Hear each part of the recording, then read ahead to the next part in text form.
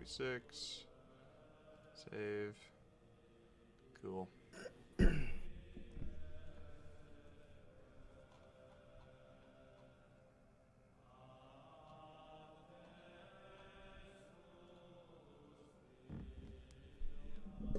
Yeah. Okay. You guys you guys ready? You guys down? Yeah, Oh, I'm yeah. good. Cool. Okay. We're live. Welcome back to Tragedy of War, session 46. We are in the later years of this campaign for sure. You guys are. Hang on, I was looking at this before. You guys are.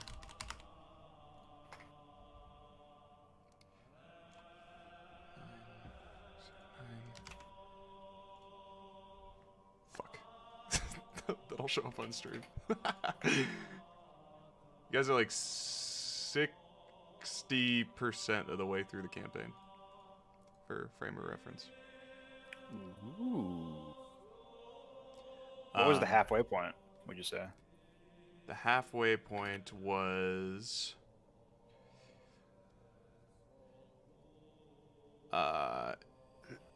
it was like Bedlam, probably, between when you guys were traveling from Gale to Safeguard.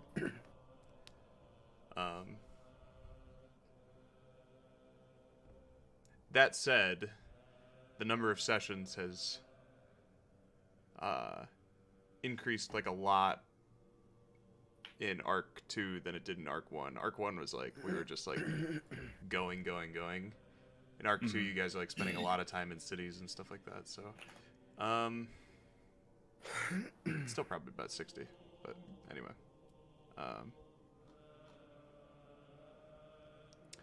We'll see if it feels that way when we get to session 100.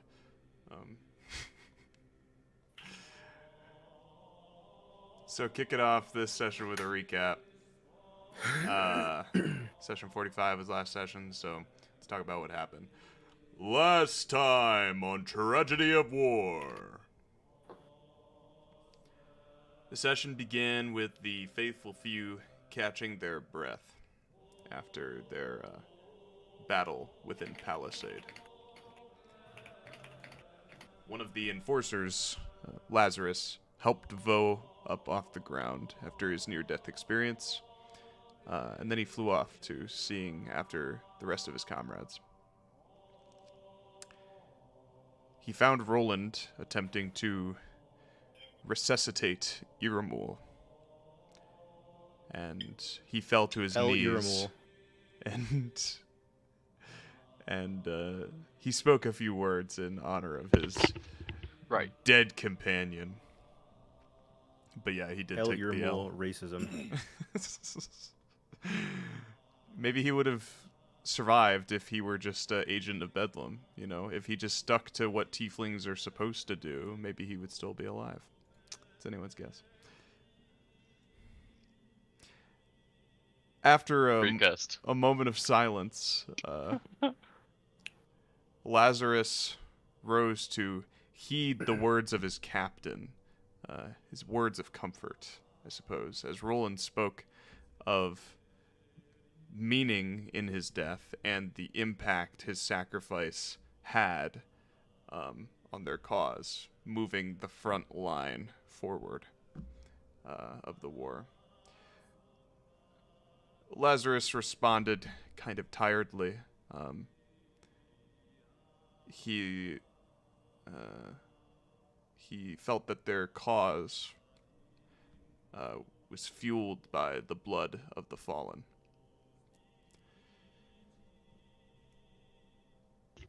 Lazarus also talked about returning to Safeguard with Atlas. That is true. To bury Iramul. That's where he lives. Regain, their strength, recoup, and report, as he promised Rolland that he would report to the Seraph of everything that had happened, and then he clasped forearms with Rolland in the Safeguard farewell. Lazarus regrouped with Atlas, then flew off with Iramul's body. And the 3 enforcers departed. The faithful few took refuge from the rain in the now empty castle of Palisade. Inside, they were met with a shadow of a once grand hall. Brelikk, Artyom, and Rolland spotted a tavern called the Helping Hand, and so they ventured there to rest for what remained of the night. Khanek turned his sight to a dark hallway that led into seaside stables. Within these stables, surprisingly, there were horses. Hungry, but still alive. Why they were not killed and eaten by the half-orcs before you all remains unanswered. Khanek read a few lines of what seems to be a scrawled poem. And he fed the horses out of pity. And then he left them behind in the stables. We'll see if that kindness comes back for you, Khanek. Yeah. This is where we live. The horse motif is a powerful motif, Jack. You don't know what you've just done. Yep. Nope. Yep. This is where we live. No matter what you did, you would be interacting with the horse motif. Nope. False. By not interacting, you seal your fate. By interacting, you change it. Nope. False. You are the horse in the stable. Okay. I'm something of a horse myself. Are these lies? Vough found himself entering a storage for provisions called Round Bellies. It had been ravaged by the previous half-orc occupants, but Vough was curious about what lay deeper within the belly of this establishment.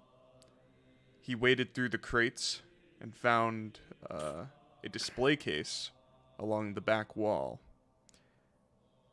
The case had a warning label on it, and it contained a sausage on a stand. Vough opened this display case, removed it, easily sidestepping the daggers that launched out of the mechanism attached to the stand, then claimed the sausage for his own purposes. After taking a bite, he found it to have a delicious taste with a full, smoky aroma. And after a few moments passed, the sausage regenerated. Perfect. The other 3 entered the Helping Hand. They were met with a pretty chaotic interior, very haphazard and messy. The tavern had seemingly been converted into a war room by Chief Dormar and his band of usurpers. On the table in the center of the room, there was a map that detailed plans to attack the main camp of Heritage, then march south to Safeguard. Nothing new there. But then there were additional details, for troop movements to marching north to Sanctum. It would appear this particular band of usurpers had big goals, big ideas. Right. Next to this map, there was a red pearl-like stone on a gemstand. Rolland, upon placing his hand on the stone, felt a surge of resentment for a race of people long thought to be dead, the dwarves. By touching this stone, Rolland felt their presence, however lingering it may be. Brelikk touched the stone and had a similar reaction. finally, it seemed, these two were bonded by a common goal. Racism. Anyway, Khanek Racism. and Vough walked in on this as Rolland slipped the redstone into his pack. I'll say probably you would have seen them doing this as you entered, Jack. So just so you have that in your back pocket. I have that in my back pocket. So after that happened, the faithful few made camp in the tavern for the night. And as Brelikk was preparing his cot, he noticed a dried blood trail that led into the back room of the tavern. He went to investigate, discovering a disheveled corpse of a seemingly elderly man clutching a mechanical cube. Brelikk examined this man, identifying him as a wastelander of Sanctum, similar to the one he had met with the first faithful on their ceasefire mission, a man by the name of Sage. If it was Sage, he looked much older than one would have expected him to. It is odd that his journey would have taken him to this place, only for him to die alone in a broom closet. Why was he there? Brelikk did not have any answers. The session ended with the faithful few finishing their rests and then promptly heading out the north doors of Palisade and into the lands of heritage, and Brelikk planting beans in honor of his return home. The ghost of Iramul sprinting across the border to come and stop him from planting the safeguard beans.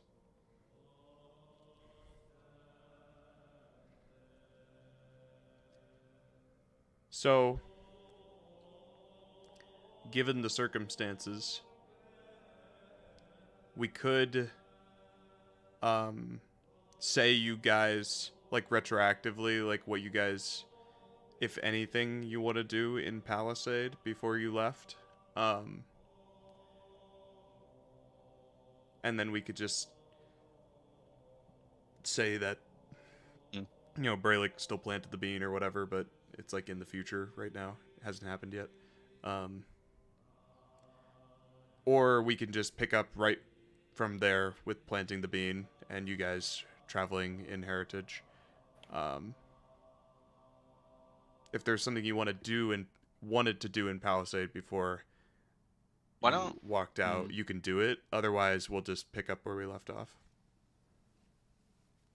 Yeah, I don't think I can think of anything. Maybe we just send it, Yeah, you I feel know, like say we just Brelikk go. planted the bean, Yeah.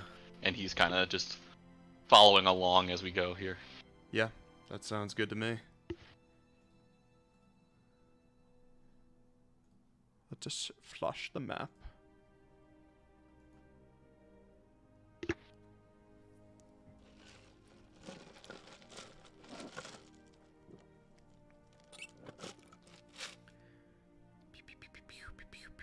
Oh fuck! I have to get on the. Get on the foundry, please and thank you. Oh, I'm there. Mike, your name still says Kev on foundry. Yeah, I don't know how to change that. It's very sad. There's your login and then there's your character. So if you take his permission away from Kev, which you might not want to do, or if you move it to a different folder, it might work. Let's just take away his ownership real quick, see what happens. Then like do a roll on your character That was sheet. the Mike. wrong one. Did I do Vough? I think so. Nope, Kev's back. Yeah, give you back Vough. There he is.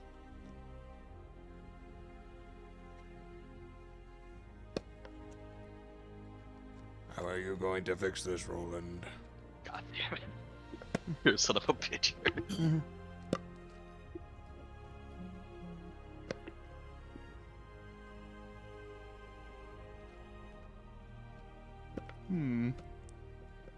Should Very refresh. interesting. Shallow and pedantic. Whatever. You're the owner again. Oh,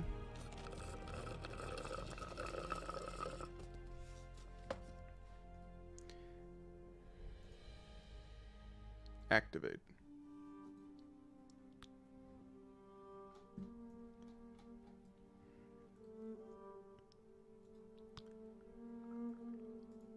oh, do we have Theramak with us, or did he leave? You have Theramak with you. Very cool.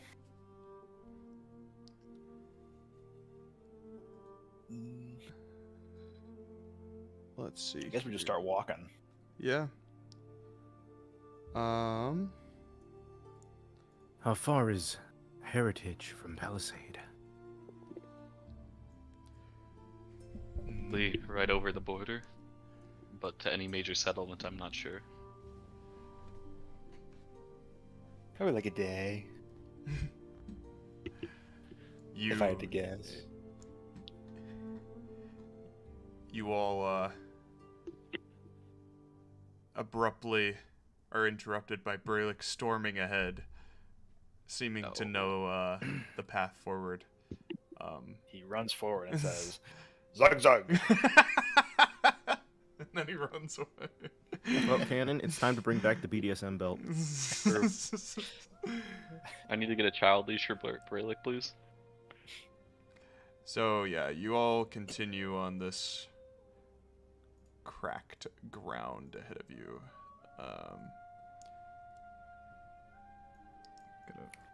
Fuck. Yeah, gotta move the stream map down to where you guys are. There we go. And then I'm gonna flash it again. Okay.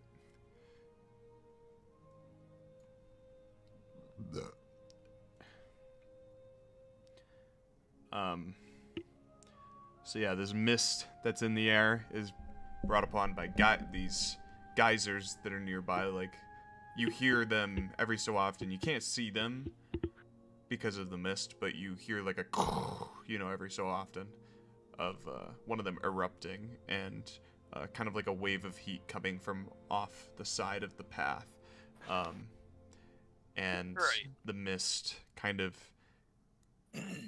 condensating. That's not a thing, but The dew. it has transferred to the ground, and there's a lot of water kind of going on here on this path specifically. Okay. And At the dew point. Wait a minute, there's no water here. in while you traverse this path, is there anything you want to say to each other or to Theramak, or figure out maybe? Not in particular. Okay. I asked Theramak, like, you spent the most time amongst, their ranks. Like, how do you think that we should approach when we get closer to the settlement?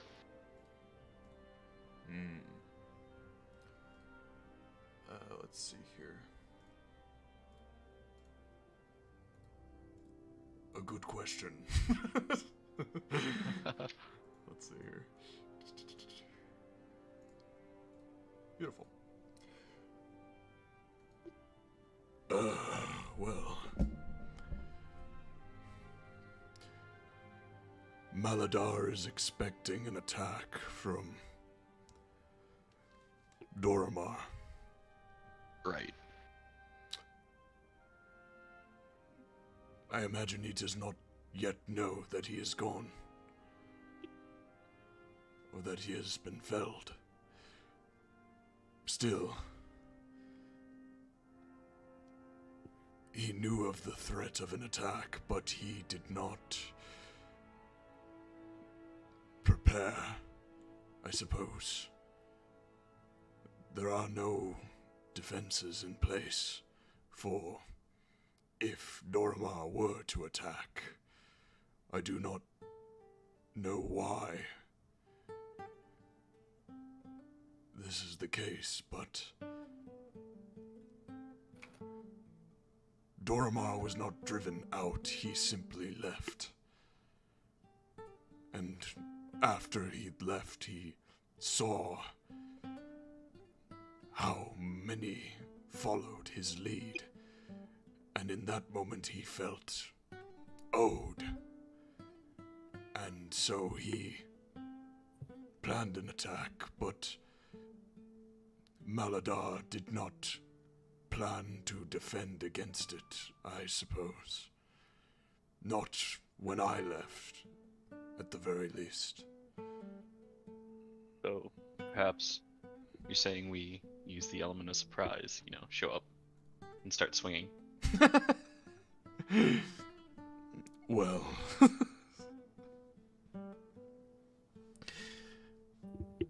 what I am saying is that No, I hear you loud and clear.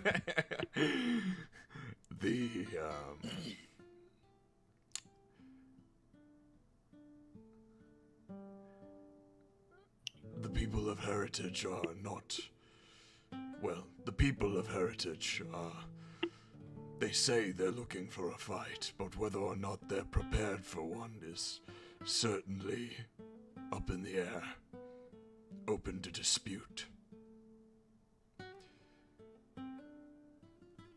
I see. I do not think we will be met with resistance upon our arrival, regardless of our intentions. Heard him, folks. Lock and load. In the elevator. Remember, no Russians. Or no Russian. Help yourself. Theramak turns to you, Vough. And,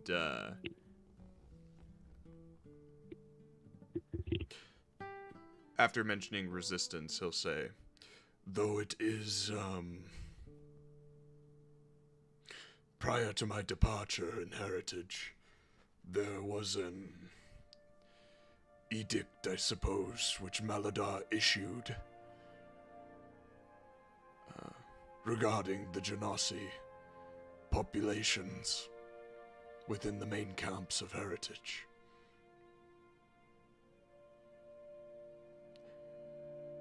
They are... Am I not allowed?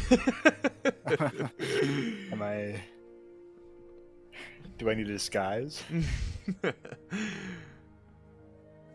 It will raise eyebrows for sure to see...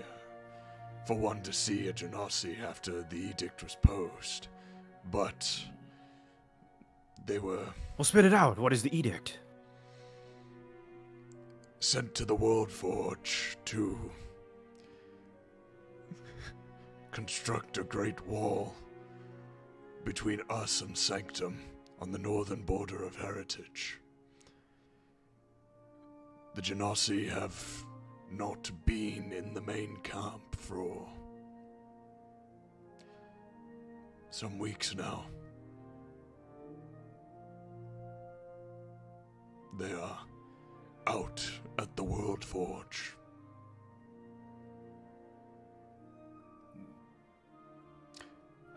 Where is it on the map? Is that like a thing? The World Forge just on like the the map northern- is, you know it to be up here. Oh, okay. Oh Well, my god, boundaries lagging. it should be fine. Up where, Harry? Sorry. They'll see me and... I'd like to go on record and say that It's up here, Cannon. To the left of in Heritage. that crater. Yeah. to go on record, I have no quarrel with the Genasi people. In fact, it is... I scare you guys, I'm not racist. Is there a little discrimination happening here? Or...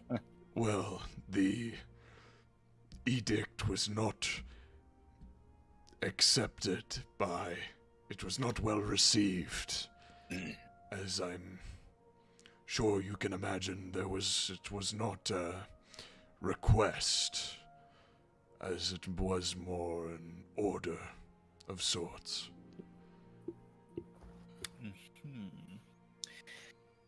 But, He kind of gestures to actually the water you see around you, trickling down the path that you walk upon, and the mist in the air and the eruption of geysers. it is the Genosi's work on the World Forge that has brought upon these bountiful changes for our lands.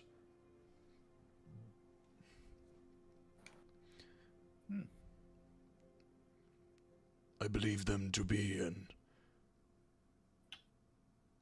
well,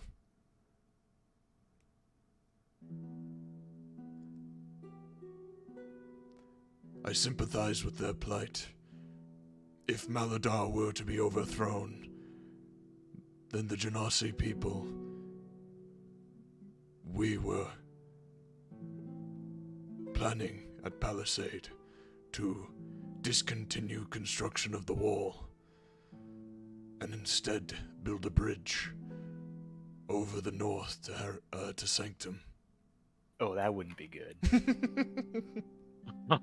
Don't do that. And why Not sure not? Maladar has much of a say. Let me just ask really quick, guys. So, is our plan to overthrow the guy, or... Yes, it is to destroy Maladar and lead the the orcs into Okay. Forlorn. Were we planning on Hopefully. doing that, like, honorably, or in his sleep, or, you know... Brelikk wants to do it honorably. Yeah, but... Well, we you plan to and me, challenge we can Maladar. Or Brelikk plans to Really? challenge Maladar to combat. With the right to guide them into battle. Insert, Brelikk. Zugzar. Zugzar.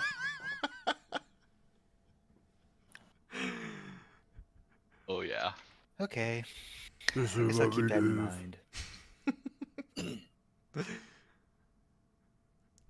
I'm glad you feel that line is so memorable, Jack.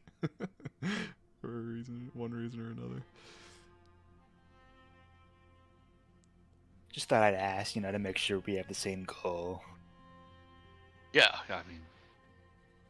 Do you have any issues with this? No. You do?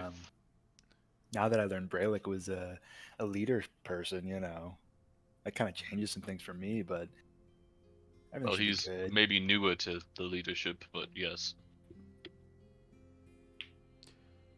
Either way. And Wasn't long ago that he was hogtied and... Okay, no. Tell me more. Rolland thinks this in his mind. He was hogtied when? Anyways. What was I gonna say?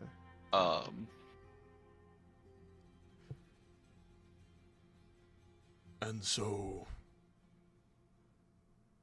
I believe approaching it honorably is a noble idea.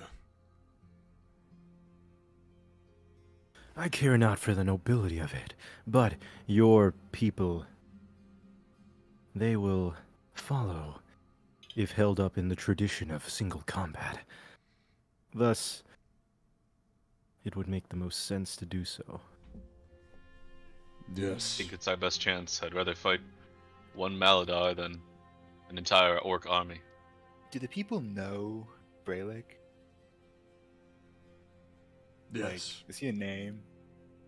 It is, So, Actually, Brelikk is the second most common name in the orc tribes. We'll say, like, for the Ah. sake of this conversation, too, Brelikk is kind of, like, up in the front, like, way far ahead, like, 30 feet, like he's like a silhouette in the Perfect. mist, you know, like strutting.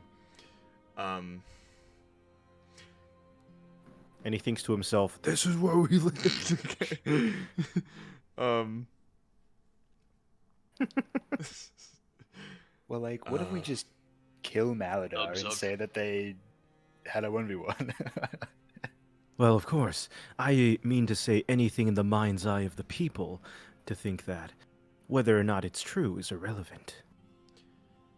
Because look, between you and me, But it is a matter of if we can get away with it or not. In a public setting, it would make the most what if sense. he loses? yeah, between you and me, I don't think he's winning. Perhaps We'll we'll see. make sure he Perhaps does some win. underhanded magic. The people in this place of the world, well, Ooh. magic and technology is their weakness, after all. They would know nothing of such intrinsic ideas. That is true. I do happen to agree with you, Khanek. I would be willing like to it. intervene if necessary. Okay, so plan A, they duel and he wins. Plan B, we kill him in his sleep. Well, no, not in his sleep. We merely assist in the duel. Alright guys, who has Baeon?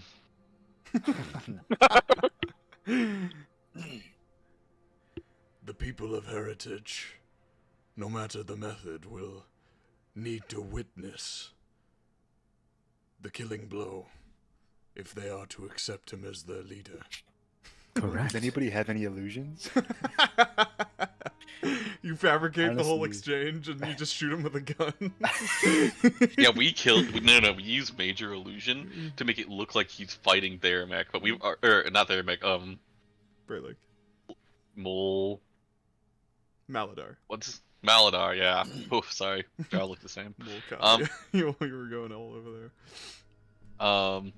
Yeah. So Maladar is like, oh, we do this like whole major image of them fighting, and then Brelikk wins the fight, but really we've already killed Maladar, and That's what I'm saying. He's What, rotting in a ditch. Does anybody have any illusions?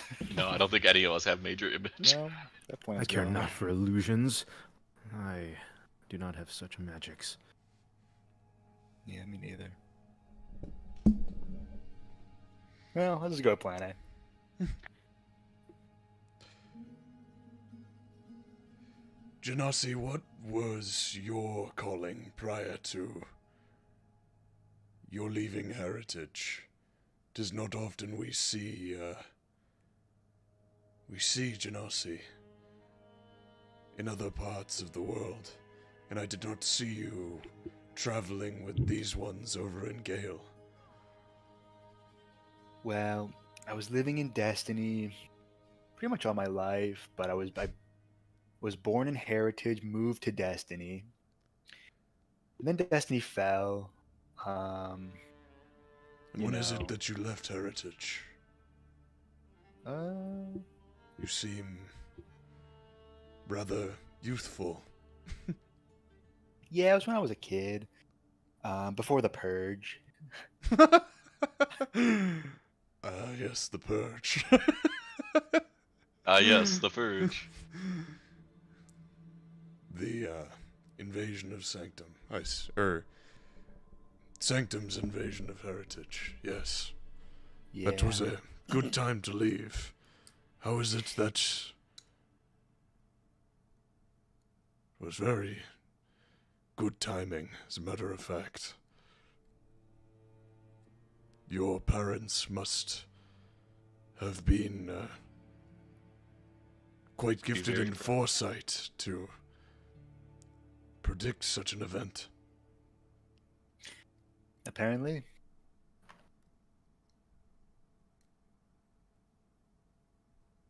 Tis odd that you found yourself in Destiny. Or perhaps it is no coincidence. Well, if you really think about it, like, where else would we go? Right? We either go to Forlorn, which is kind of no-go, or Destiny. At the time we did hold that land. Most certainly it would have been an easy traversal, undoubtedly.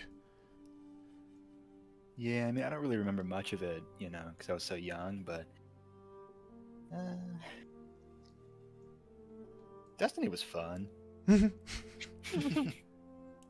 Yes, your waterbending prowess, will be... Was this something taught to you within the Kingdom of Destiny? Or is this an innate ability of yours as a water genasi? The abilities I have were all taught to me.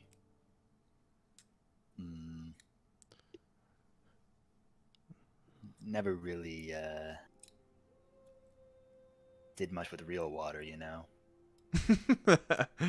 Not real water.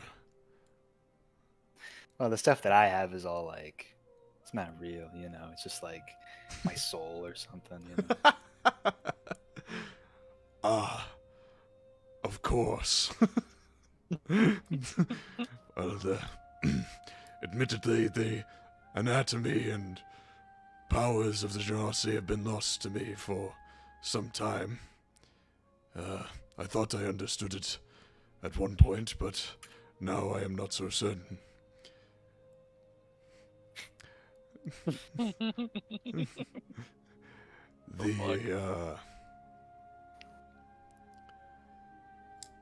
Genasi have a very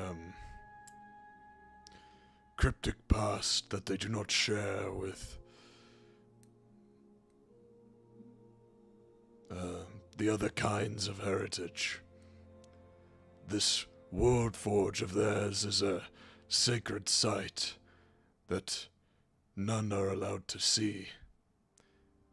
They say it was the anvil for the world at one point in time, perhaps the collision point between the two worlds that existed before this one.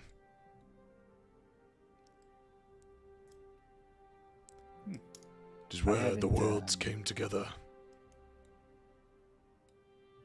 Would I have heard about this? Is this like a known thing? Or... Come on. You've heard about the World Forge, yeah. Roll history check. Oh, sure.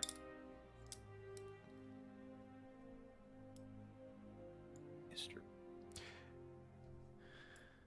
And actually, I should go out on a limb and say I've decided, just in the moment, that the World Forge is actually going to be this big crater, because I think it makes more sense. Oh, okay, yeah. That makes sense. Yeah. We'll put it there. Big crater. We're almost there. I did like think to myself it's on the left, like in prep, but then I'm like, yeah, changing it now. Okay. Yeah, so Yep.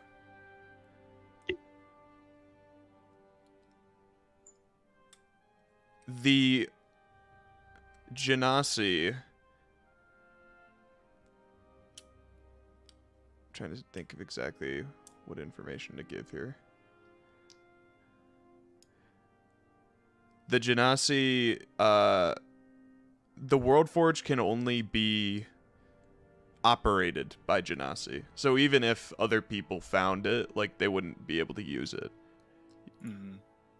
One Genasi of every element needs to be there in order for it to work, and it requires a great amount of elemental power and infusion from each of these elements. It's very draining, and not just anyone can do it. What the World Forge produces is world, basically. It creates Landmass? Yeah. Magically speaking. It like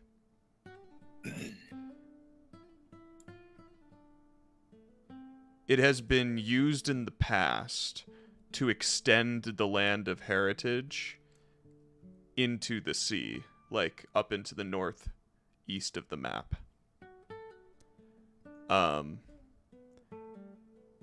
hence all of the scattered isles and islands. These are places that were made for people to get away from, the mainland of Heritage during invasions and other similar wartime other wartime endeavors that would displace someone from their home. And so what Theramak is saying is that they're using this forge to build a wall. Oh boy. Between Sanctum and Heritage. Presumably because of the invasion from before. But at the same time, you as a true patriot of Heritage, Vough, you think that this is against tradition, like traditional values of Heritage. In fact, you know Maladar. Well, yeah, the only thing you know for sure about Maladar is that he's like non-traditionalist. Like he's kind of trying to break away from what Heritage has been in the past and basically reinvent what it means, like the values and the culture of this place, which aligns with his stance on not going to war.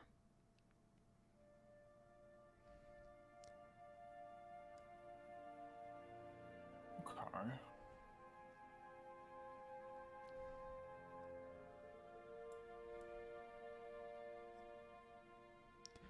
It is said, you don't know if this is true because it's kind of like before you, and before many of your Genasi ancestors, like before your parents, before your parents' parents. It is said that the Genasi had a hand in the forging of this world of Bedlam during the Cataclysm. Like, the Genasi weren't around before the two worlds came together, and then out of the Cataclysm they were there, and they were using the World Forge to basically build Rapture, is the theory. I see. But these tales are so old that, like,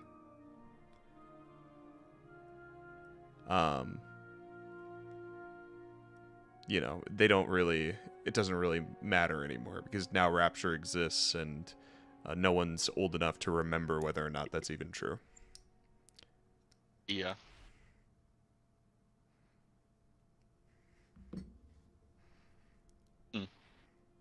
Yep.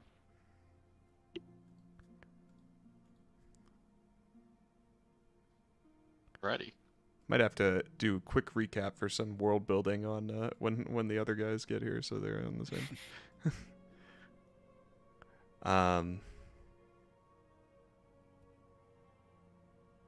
No, they'll simply get it.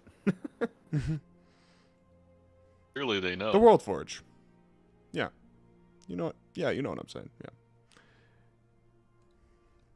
There's this thing that, like, they forge, and it's the world and the gods. Like, when they fucked and made this planet, it created the Genasi. Boom. Boom.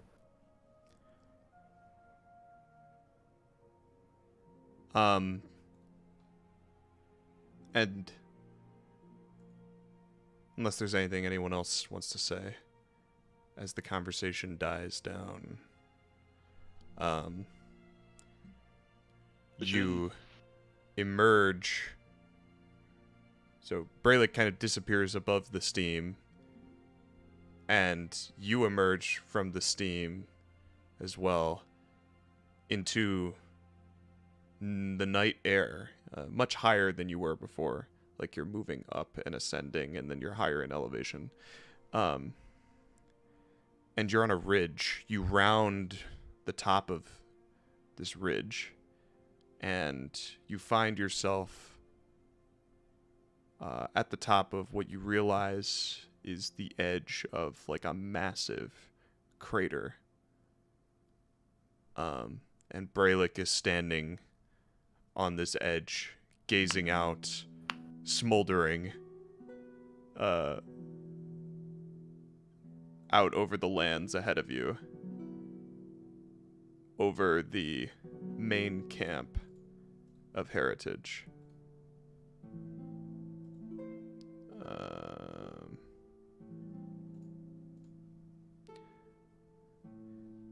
So strangely, within this mist, it feels like not a lot of time passed, but evidently you made a lot of progress in your journey. And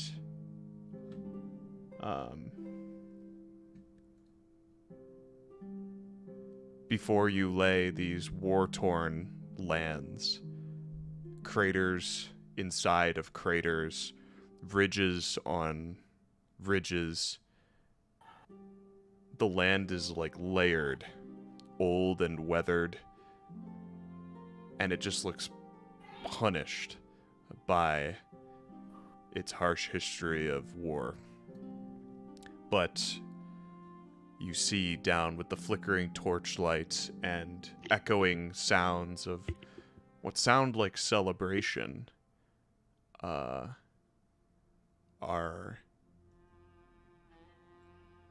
coming from below. Somehow this place remains inhabited.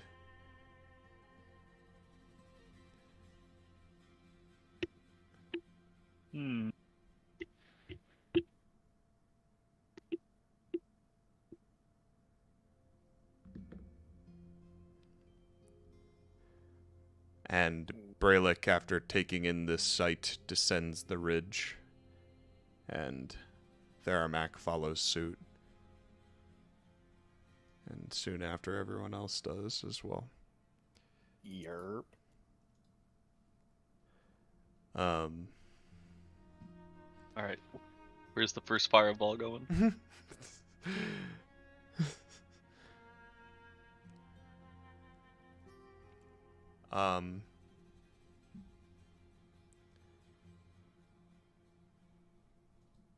We shall see, Klossman. This camp is kind of a very sorry sight by comparison to literally anywhere else you've been in your journeys. If you have not been to Heritage before, this is very sad. Like, that this is what you're looking at, like, ahead of you is the main hub of life in, you know, within the Kingdom of Heritage. Compared to Safeguard, compared to Gale, compared to Cistern, Haven, even Sanctum. Like, this place is barely anything.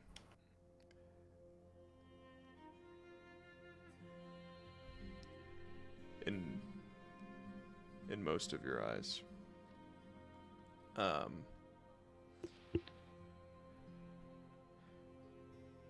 And as you get to the bottom of these ridges, it doesn't look like there's any one particular entrance into the main camp. It looks like it's basically just open air, like a lot of different random entrances. So Brelikk just kind of picks one, goes in, and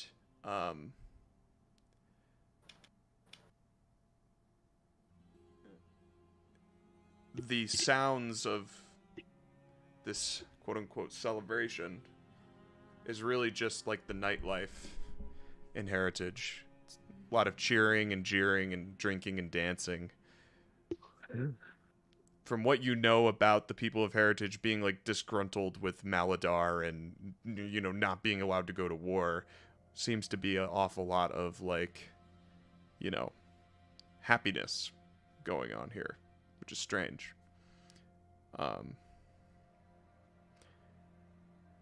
Why are they so happy? Why are you happy? Get back out there and kill each other. This is where you live. This is where you live? Let's see. Oh yeah. Here we go.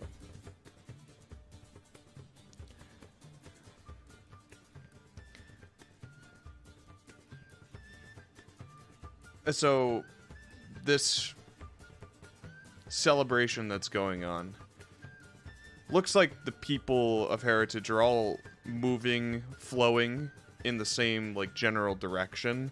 They're all going to the west side of camp.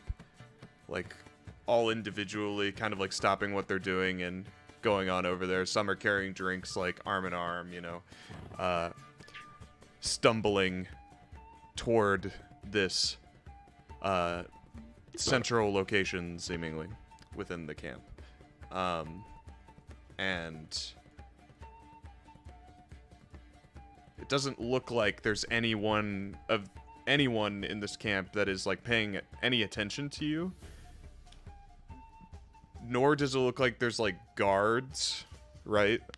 For starters, or anyone that would, like, stop you. So it's a bunch of innocent people, and we shouldn't slaughter all of them, is what Harry's saying. No, I mean, I'm just saying it like it is. There's no one stopping you from doing whatever you want to do here. So there's these dim torches that are lighting graveled paths throughout the camp. But you notice Brelikk stop at the What the hell is this, Brelikk? They happy. he kind of stops at the edge of the camp with you all, and he kind of plants his feet, and he has a bit of a furrowed brow. He doesn't seem to be paying attention to the festivities at all. He seems to be looking in the opposite direction to the east side of camp, seemingly toward a specific spot, but he doesn't seem to be moving toward that specific spot. If we can find Theramak here, it's the ideal situation. The entire town, or peoples, are gathered here, it would seem.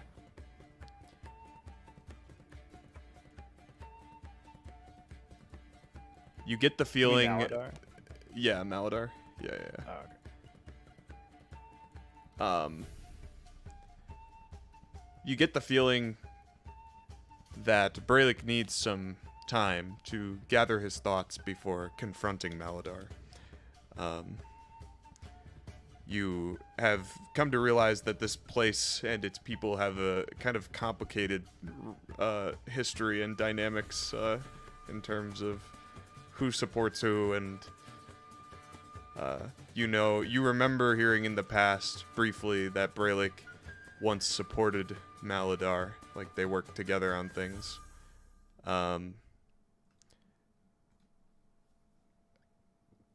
Without a word, in response to you, Khanek, Brelikk steps toward a shoddy, kind of like shack.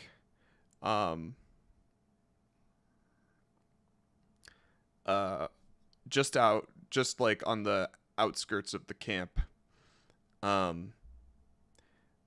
The building is labeled like in scrawled, like etched knife point, like lettering, Bad Company. It looks like it's a tavern.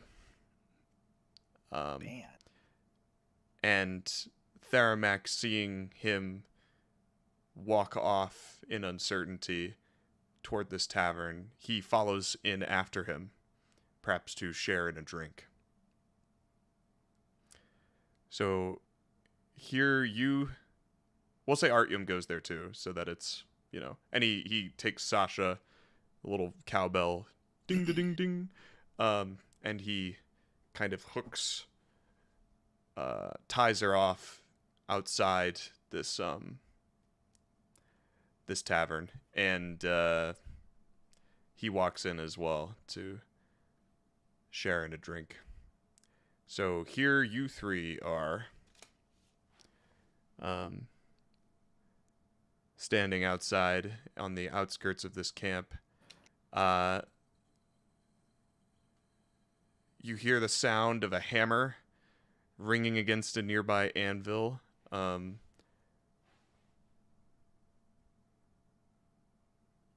there's like a smith there. Seems to be ignoring some of the festivities that are going on around him. Could be a good opportunity in the meantime to see what the locals think about what is going on, and even if why people are seemingly happy. Or you can join them for a drink as well, all of you going into the tavern and maybe resting for the night before confronting Maladar, or joining in on the festivities and seeing where everyone is gravitating toward on the west side of town, of the camp. What do you I do? think I'll do that. Okay. I'll this whole time, as soon as we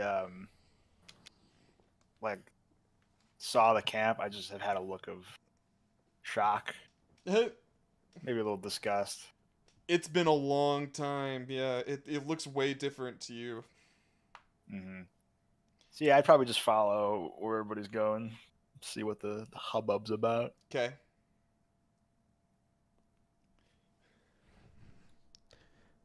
And you, Khanek, what say you? We lost Khanek. I'm gonna go with Brelikk. Yeah. For a drinky drink, little sippy sip.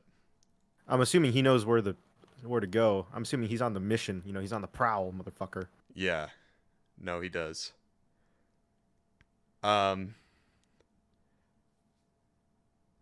Okay, so Khanek follows them in as well, and we lost Cannon, so we'll have to wait to hear what he says. Oh no. But yeah, Khanek, you follow in after them into bad company, and do you say anything to Vough before you leave him behind, or before he leaves you behind? Vough, do you say anything to me? You see me walking with Brelikk, so No, I would just walk away. You might not even Alright. notice me. He's going. Okay. That sounds good.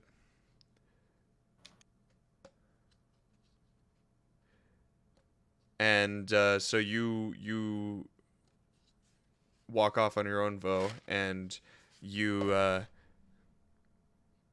partake.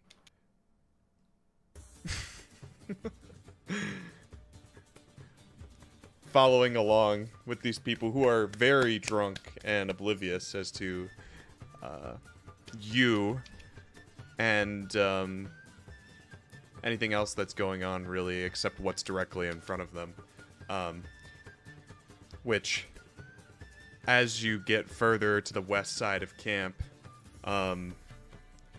there is a group. Like, the mob is getting thicker and thicker, and you're having to, like, wade your way through the sea of people. And you hear the sound of metal on metal, like, king, kung, you know, like, what sound like combat. And this group of people, this sea of people that has formed here, seems to be encircling this whatever is going on at the center, and as you get closer, could you wait, did you say Vough or Khanek sees this? Vough? Oh, okay. Yeah, he's following in on the festivities.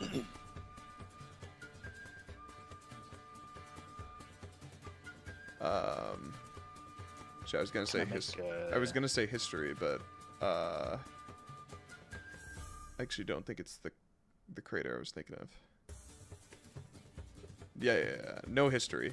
You just you get the feeling, though, as you approach, that this is some kind of fighting pit, and as you reach the front of the crowd, you see into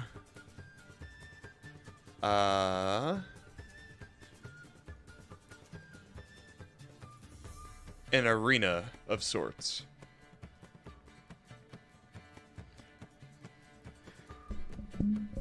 In this arena, there is a half-orc wielding a spear. A spear? Orc with a spear? Shocking. They always use axes. And he's wearing these kinda...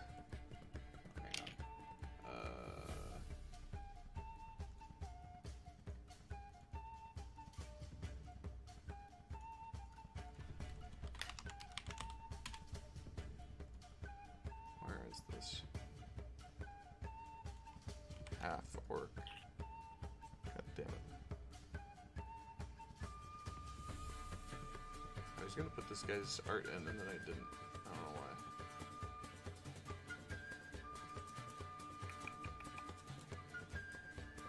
There he is.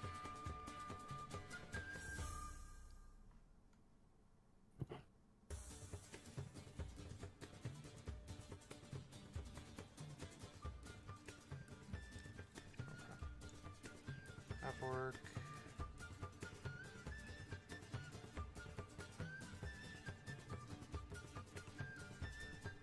You see a half-orc wielding a spear. He's got kind of like these leathers on, and furs.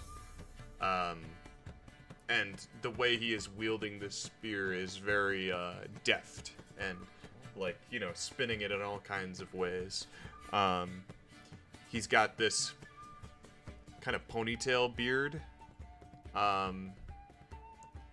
he's got ponytail hair, and okay, sorry, I'm trying to pull this art up on my end so I can actually... Yeah, he's got ponytail hair and these braided beard strokes, beard braids, all over his chin. He's got a bald head with a big scar going across the center. And it looks to as though he is facing off against three thinner looking half-orcs who are wielding traditional great axes and hand axes and the like, and they're all trying to catch him. And as they're trying to, you know, he's like swinging his head, matrixing their, like, what would be lethal strikes, and his ponytail is like circling, you know, as he does so, sliding his foot, stabbing into, you know, slicing through their tendons and making very precise strikes with this spear, as this half-orc seems to be besting these other orcs in fight despite having despite being outnumbered. Hey, Cannon. Hey, sorry. So that's what you see. I'm trying to get his art, and I really don't know. Is this Maladar? No. We have Maladar yet? Did we make it? So basically Brelikk, Artyom, and Theramak went into a tavern rather than go to see Maladar. Seems as though Brelikk needs some time to think about his confrontation with Maladar before just going. Yo, let's go. Yo, we got Will. Sorry, I had some What's up, Will? pop up, so No worries, dude. here. Welcome. glad you could make it. To recap, just for you and Canon, real quick.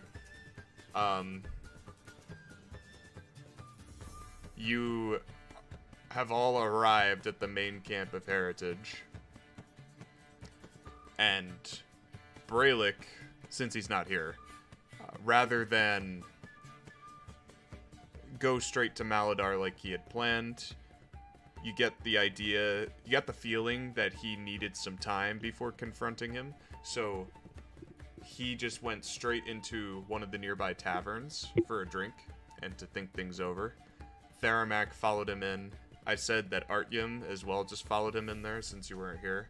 No one cares that like a human man is there. It doesn't seem like anyone's noticed, yeah. Oh. And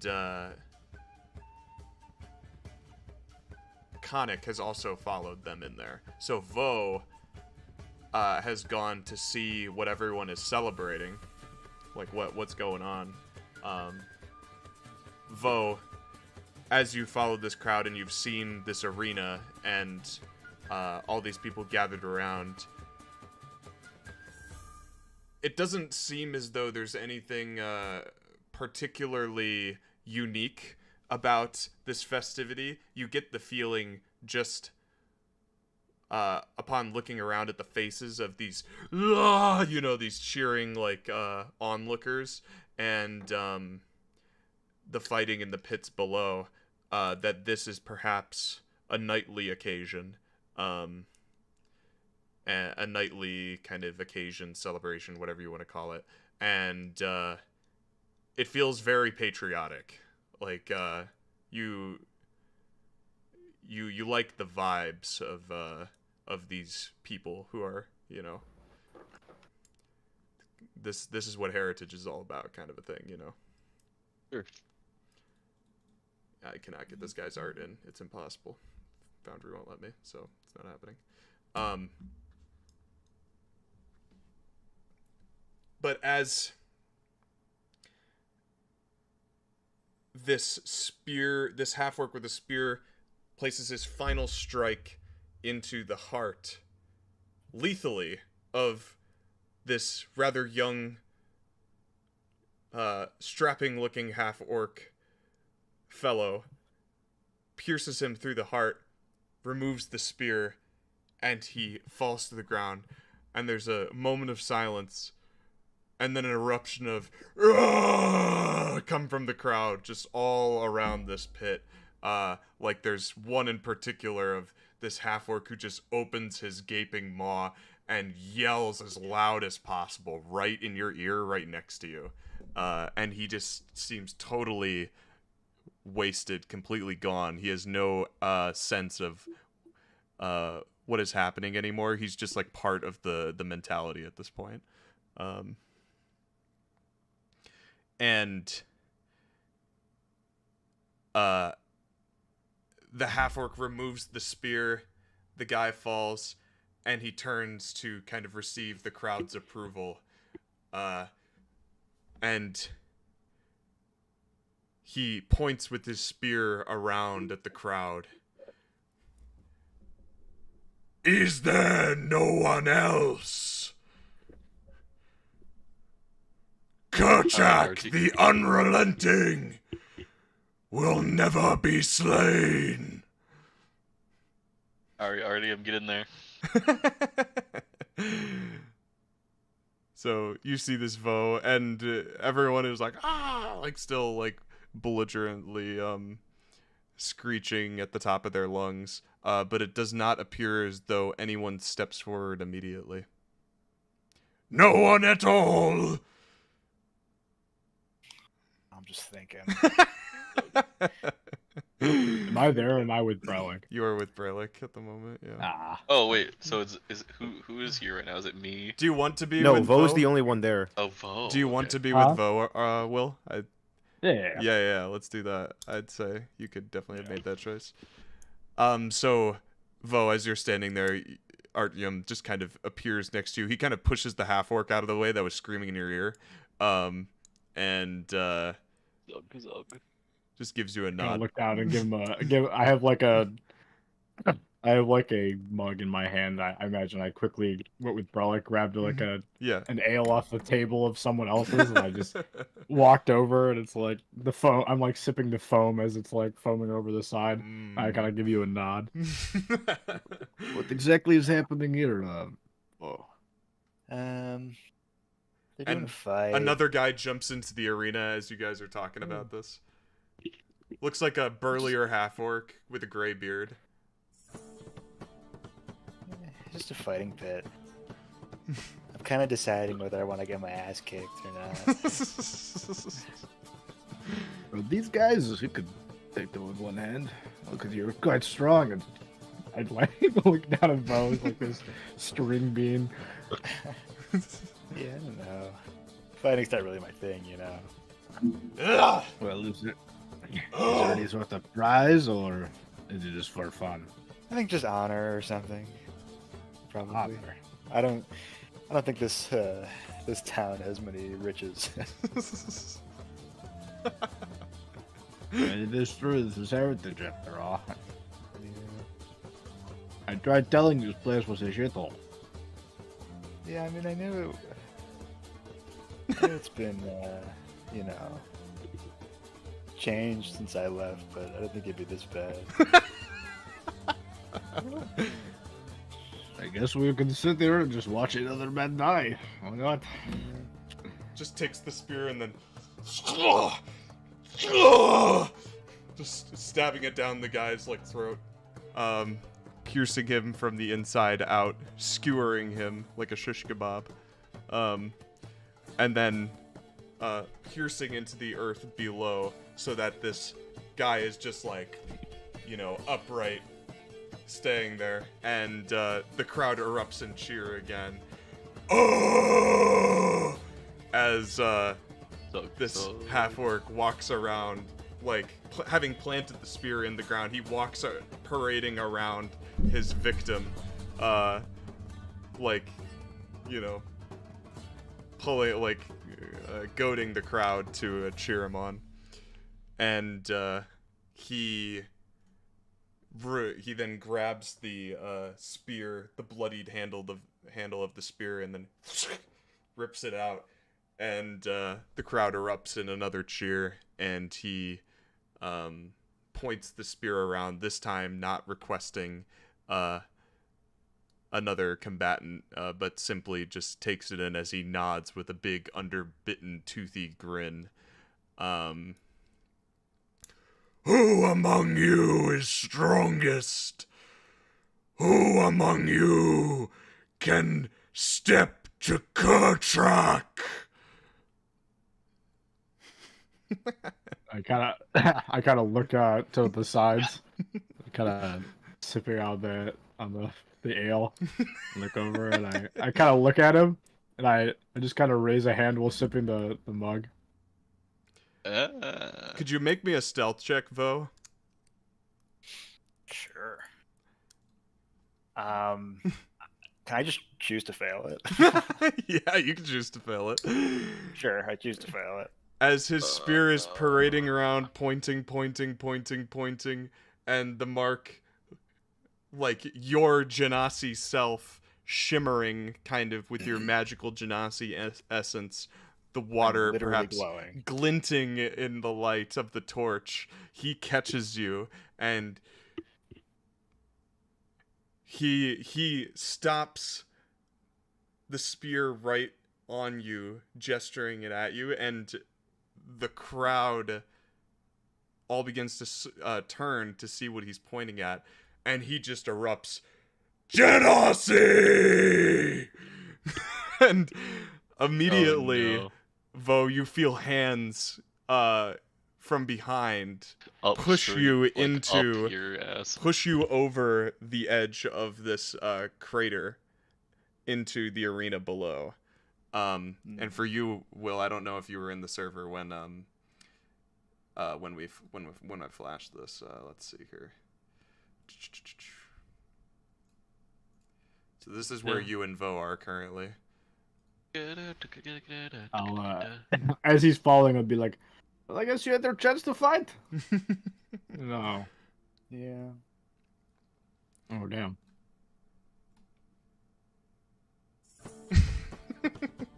And could you make me an acrobatics check, Vough?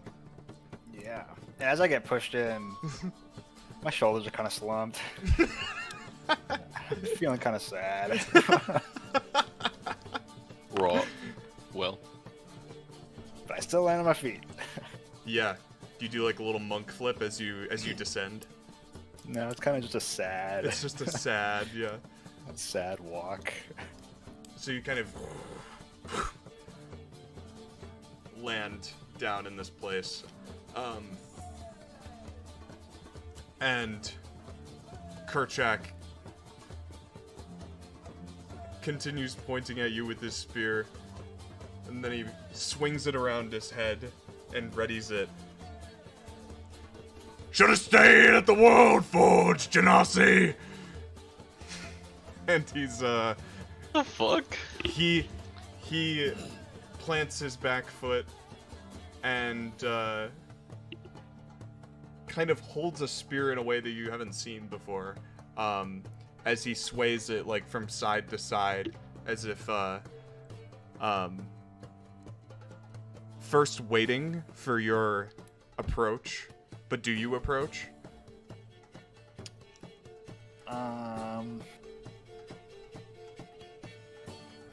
No, I just kind of stand there, kind of slumped. You're a big slumper, aren't you? I'll yell into the pit. And I'll be like, Vough, you try to look somewhat intimidating, or at least be ready. This is embarrassing. I'm just like yelling down. This is embarrassing for me. Okay. And Kerchak, seeing you, I'm like a mom at like a pageant, like when the daughter's on stage performing. Fucking I'm like, dance moms. yeah. the dance mom. Like, come on, put their hands up.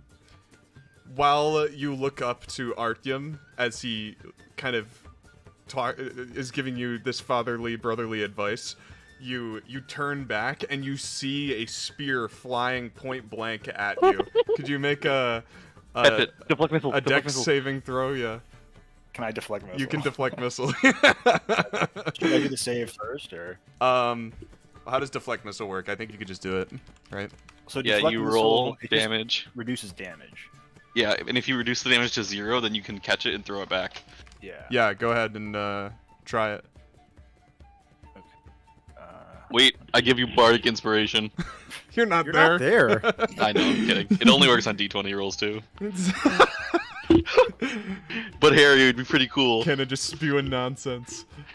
It'd be pretty cool if you let that happen, though. Am I right? It would be. I feel like I'm gonna. I You have to feel try it. inspired by Rolland's not presence. Okay. No mechanical benefit, of course. Yeah.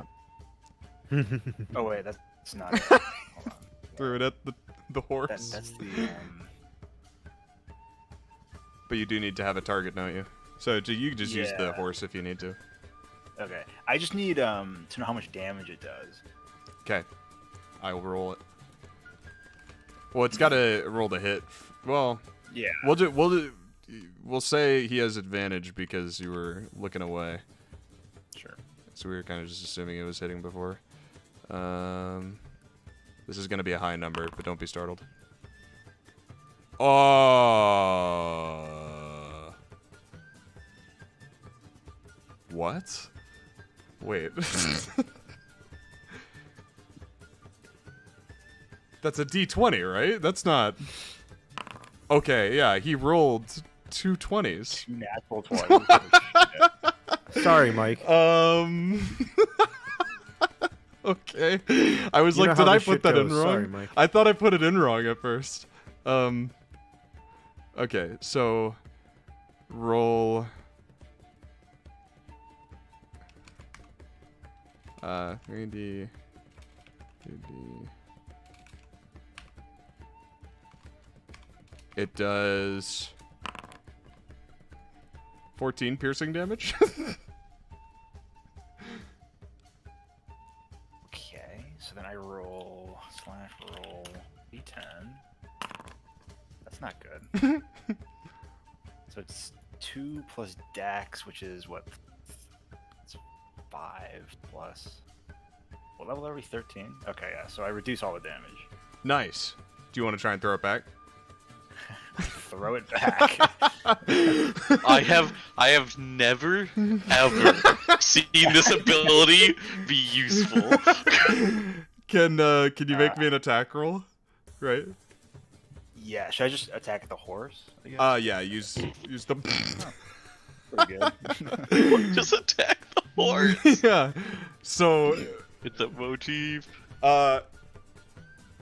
You're looking at Artyom. Artyom says these things to you. You look back. The spear is moments away from your face, but your monk training slows down time long enough for you to react appropriately. How do you throw this back at him? I'll like dodge out of the way, catch it, spin around and throw it. Yeah. You like take the spear's momentum and you like a whirlpool throw back at him. And the spear flies even faster than it did when it was coming at you the first time. And Holy shit. you skewer this half-orc through the neck. Spear out one side. It's completely like halfway in, halfway out. And the half-orc as like the blood just pools out of his mouth and over his beard. And he very quickly falls to his knees, like pawing at his throat, and then face plants onto the ground. And there's just this silence over the crowd again.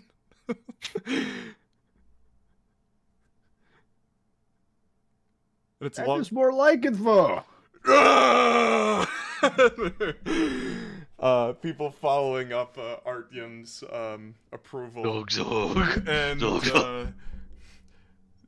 Seemingly now belligerently hammered, they all start saying, "Vough! Vough! Vough!" In approval, echoing Artyom's statement of your name. And this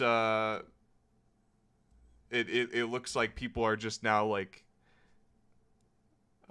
festively just like beating the shit out of each other in the stands, in the ring surrounding this this arena, and no one really seems to be paying attention to the fights anymore.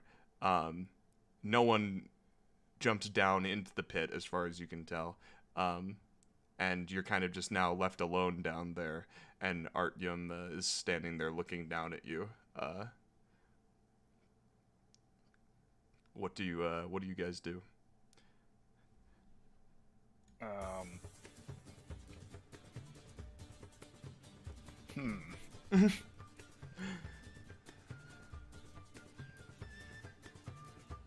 So the name of the guy you killed was Kerchak the Unrelenting. I think that was pretty weak. You seem to have relented. Like I said, silly victims. It doesn't make much sense. Says the guy named the Forest Fire. So call me Treebird.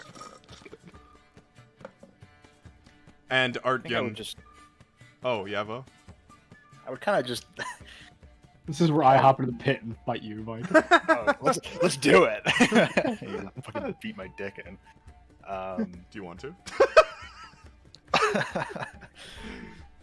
That is an option at kinda your just- disposal. Look at the guy. Look down at my hand. Look at what this place has come to, And you're just kind of not. You're just reflecting on all that it is. Let me hold Artyom, back here. Artyom, as you're standing there looking over the edge, a half-orc in their belligerent festivities bumps into you, and he, like, his back kind of flaps against you, and he turns around you with, like, a mean-looking expression. Hey, what's it there? Oh. So he, like, looks up.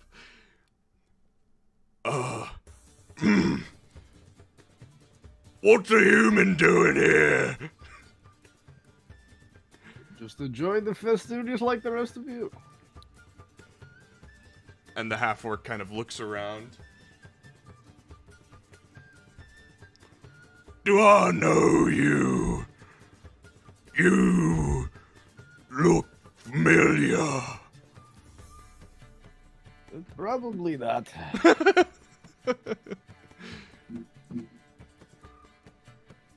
He nudges one of his half-orc brethren. Hey, does this guy look familiar to you? Another half-orc looks over. Yeah, I'll say he's a big one, isn't he?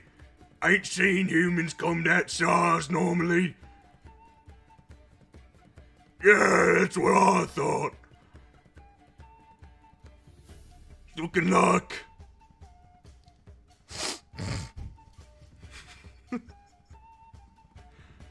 Smells like a pile of burnt ash.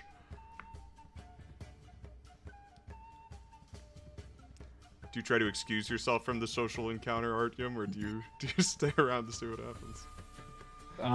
I'm still waiting for Vough to like get his ass up here, so I guess I'll stay until Vough decides to jump out of the pit.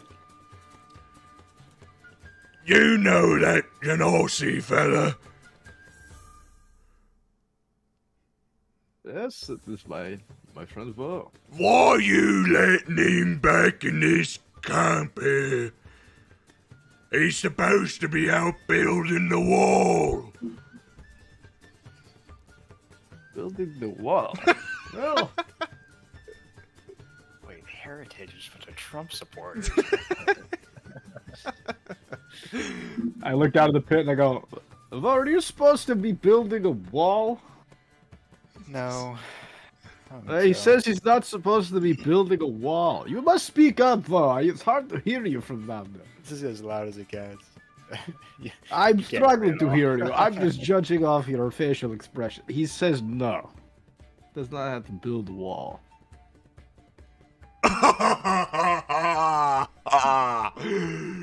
Right.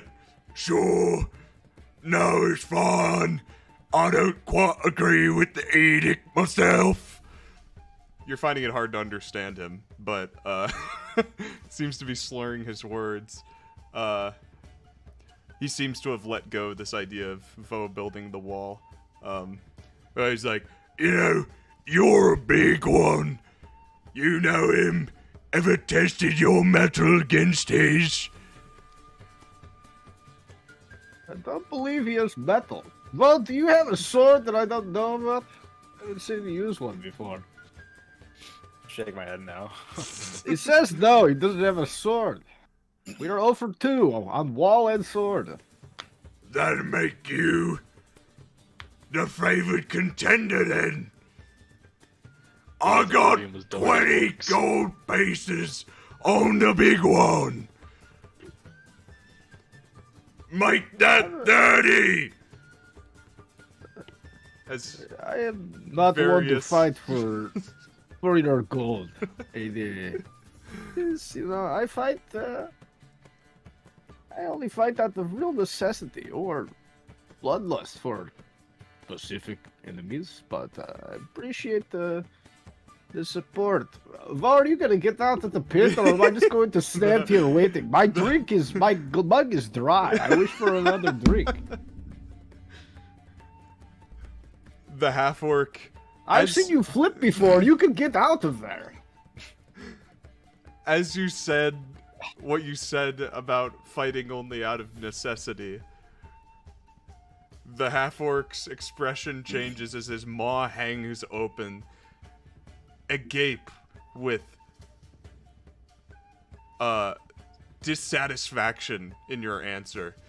Do you know where you are, human? What are you? Some kind of spy? This fighting is necessary. Well, if it is necessary, then I will kill you if I need to. But currently, I have one mug empty, and I have another hand free with no drink. I wish to fill that drink. Now, I'd like to go and get that drink if my party member would decide to get out of the pit. You're saying you're gonna kill me with that mug? I could if I wish to. He's like tapping on the shoulders of his buddies. I told you, I do not wish to fight unless it is necessary, but if I had to, I could beat you with my bare hands. If you don't say fighting is necessary one more goddamn time, I'm gonna put you in that pit.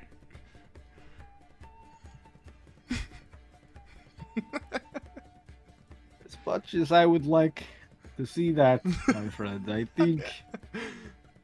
think I shall show the restraint. He's gonna try to grab you. Oh, could you make me a strength? Could you make me an athletics check?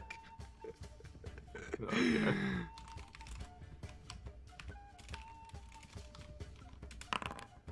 My character sheet open. It's so slow.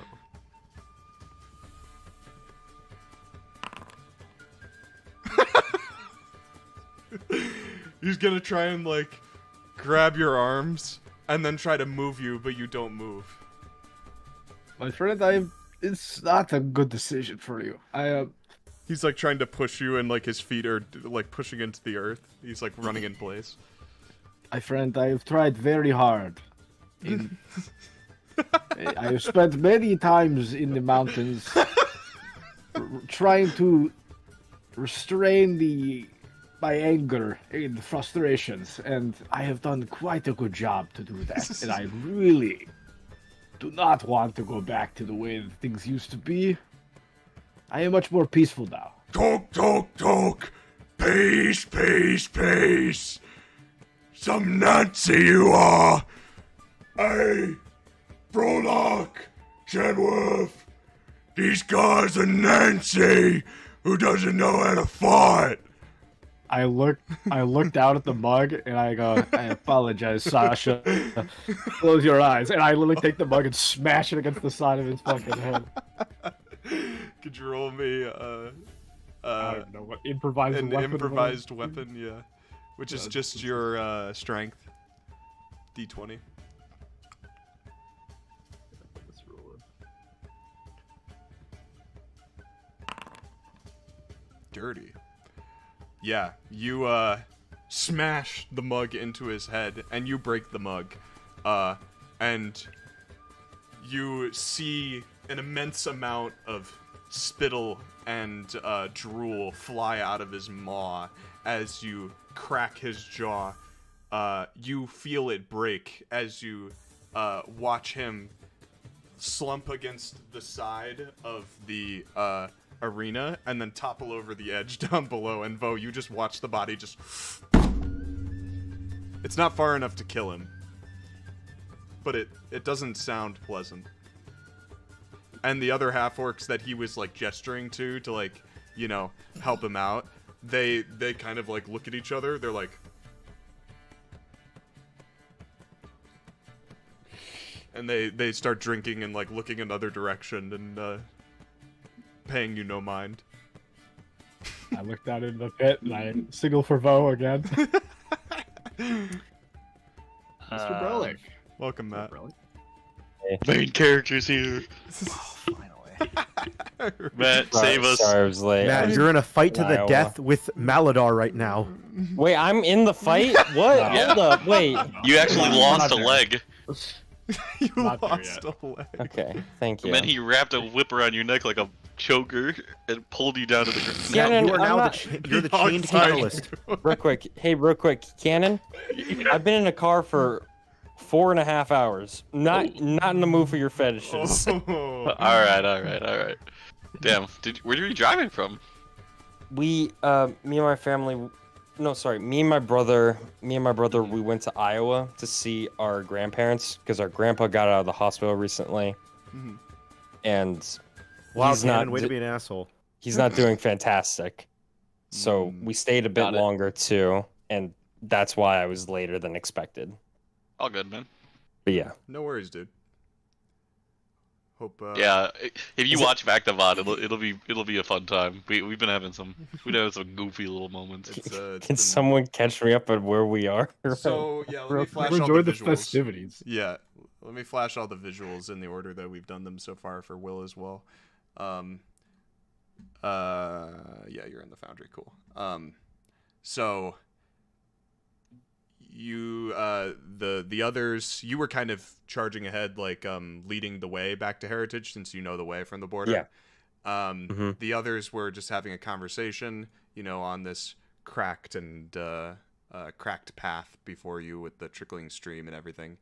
And then, seemingly not after a lot of time, you emerged from this steam and found yourself atop a ridge overlooking the main camp of Heritage. So you have arrived in the main camp, and this is the visual for it. Oh, and, that's nice. Yeah, it's pretty drab compared to the other places in Rapture, as you know, but it is your home. Oh yeah. So you have a warm, fuzzy feeling upon returning. You all. The fuck are these buildings? You descended down this ridge, and just before entering the camp proper, you stopped in your tracks and you went into a tavern to kind of contemplate how it is you wanted to go about confronting Maladar. It seems like you know the way to his to the Hall of the Fallen is what it's called.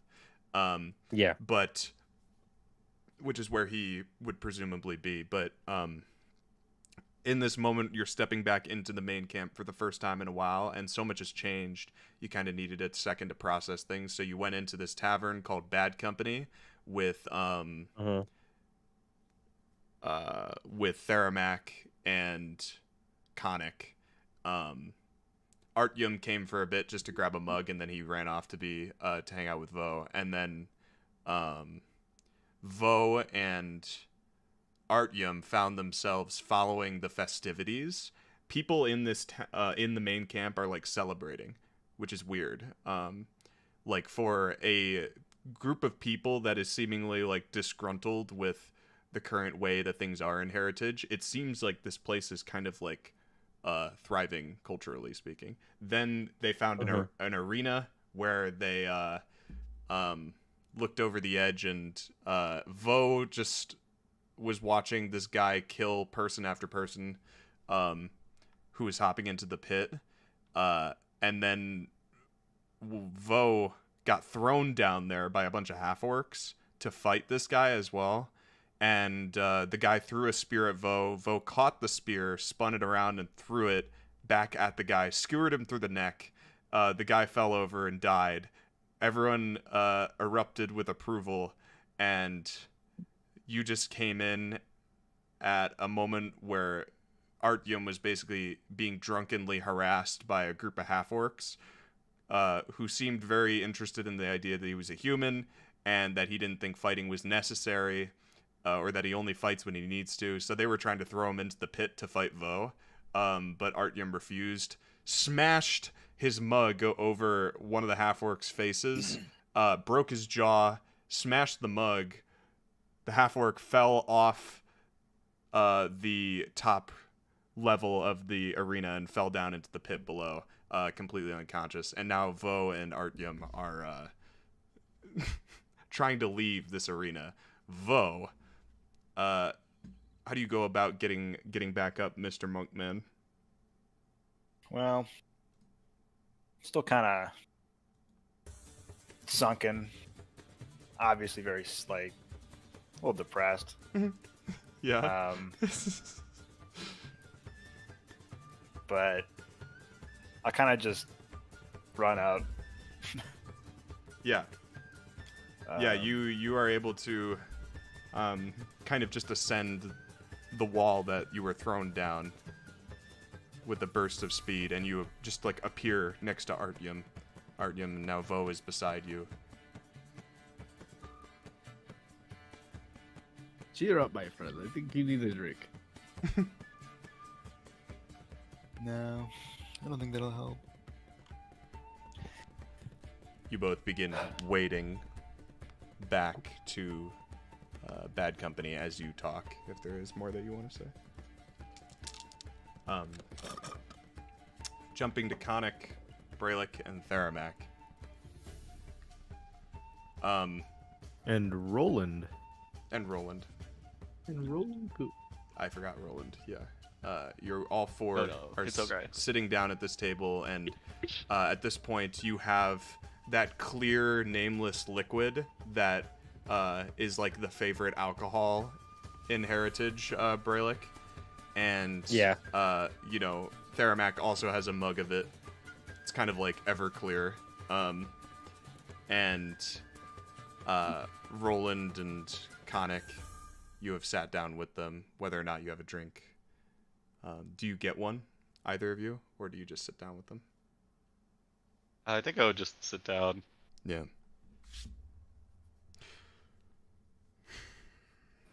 So, Brelikk, you're confident you can beat Maladar?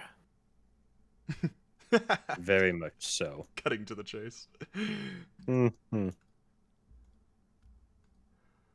Because if you can't, we'll probably have to kill everyone. That a gamble you Categorically willing to make, speaking. Categorically. That's Yeah, a you got gamble that feel reference, willing Harry? to make. Absolutely, I do, yeah.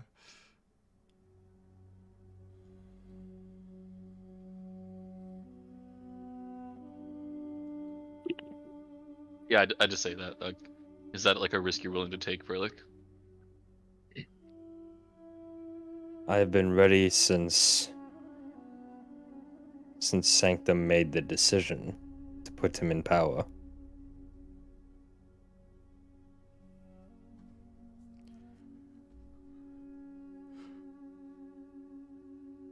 I am not one to spread words that I know not to be true, gossip, as it were. But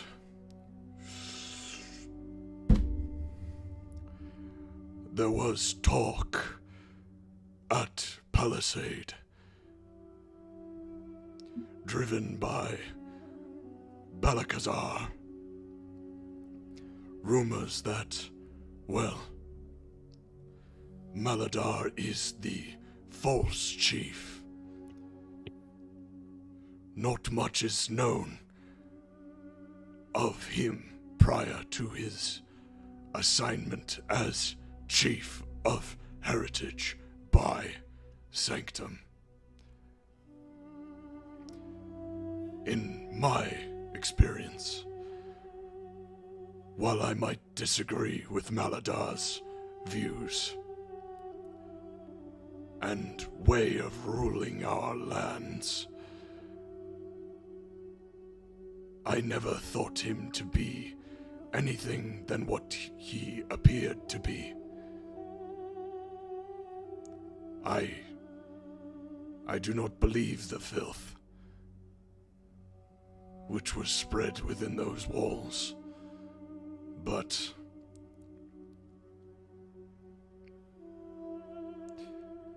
his prowess in single combat has been well documented since his rule. You will not be the first to have challenged him in his time. Doramar was not the first either. Neither was Balakazar. There have been many which have stood up to him, and he remains.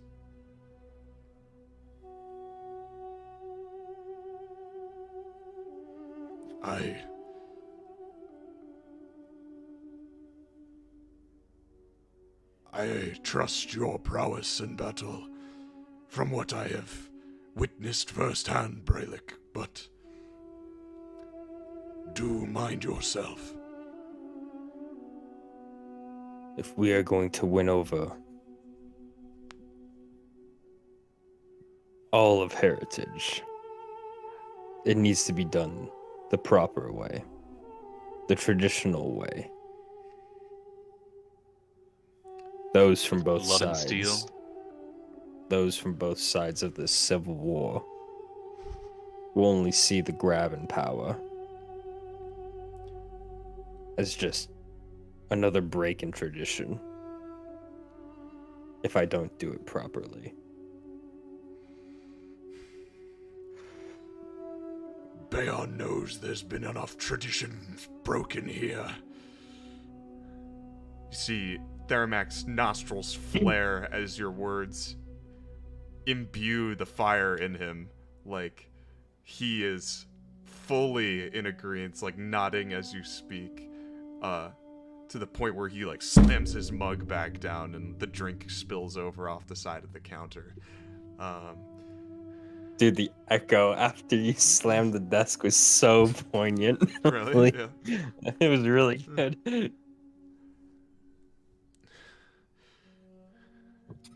It must be done.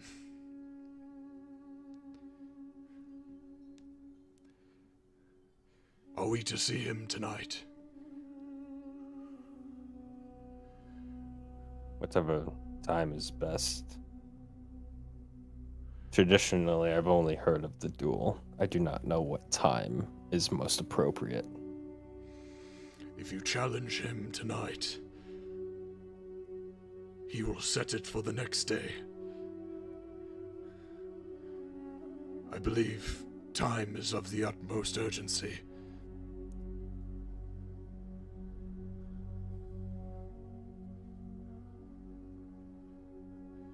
What say your companions?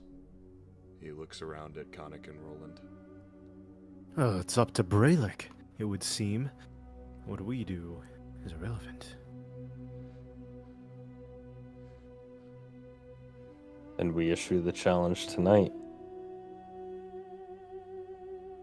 What, then fight in the morning?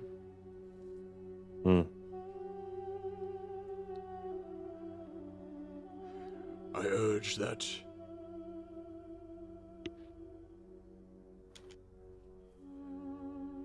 your companions accompany you in your visitation of Maladar. I believe it will have a profound influence on his decision of whether or not to consider your proposal. Are you saying maybe Woes may be more of a 6-on-6 battle? I'm saying that it is more difficult to deny an honorable request when there is an audience. A presence of company, so nothing strange occurs. Correct. Very logical. Myself, I believe I should remain as separated from the process as possible, as it is well known by Maladar that I vacated my loyalty to him and left to serve under Doramar. I do not imagine he would be thrilled by my return.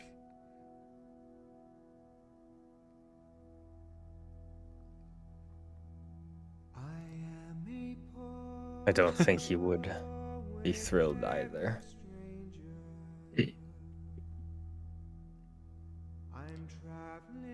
For now, perhaps you should hang back, Theramak, until after the duel. I have my drink. And he clunks it against yours. Clunk.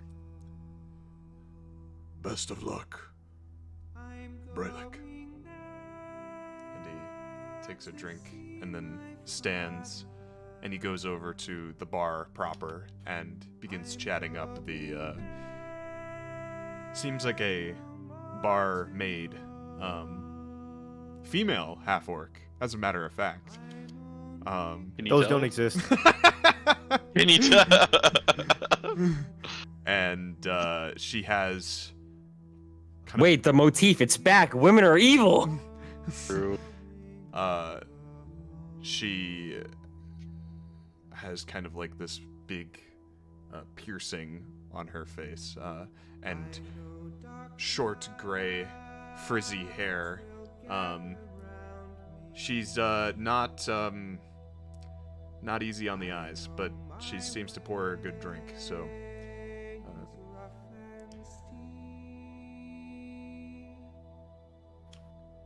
Okay, there's no name to the character that was just described, therefore she can't be evil. She's integral to the plot, therefore she's evil. You gotta ask her name if you want to know. I'm not going to. Because the moment she's given a name in this campaign, she's going to be evil. Harry. No. In this campaign, Harry, we've only seen evil women. All right. Evil. There's no such thing as. Okay, so you finish your drink. Yeah. And seems to Khanek and Rolland as though Brelikk is ready to head out. And as you finish it, Artyom and Vough step in through the doors. Artyom with a dry mug, and Vough looking very sad. Yeah.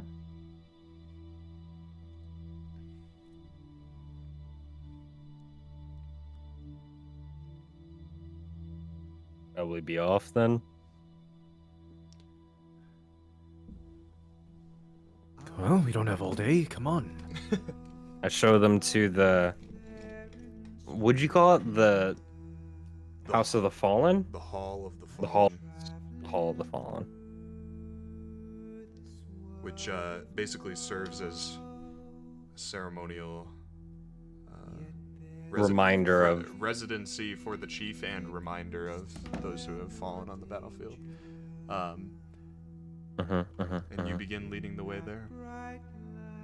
You only tents and drawings of people, but now for some reason he's built a fucking building and it's got statues inside. Somehow. Are you reading the notes? Me? I'm kidding. I'm making a joke. This is just me making shit up. If that's for real, goddamn. That's 200 IQ. You are approaching what looks like a much more established, like what could be considered more of a actual building, with like a straw roof, like a hay roof kind of, and it's got, looks like multiple levels, but you know these levels to not be actual floors. It's really just for show. The building itself is actually quite long. Like it looks thin on the front and then goes really far back, all the way to the edge of the main camp of Heritage. And you all arrive at this Hall of the Fallen, and Brelikk, leading the way, opens the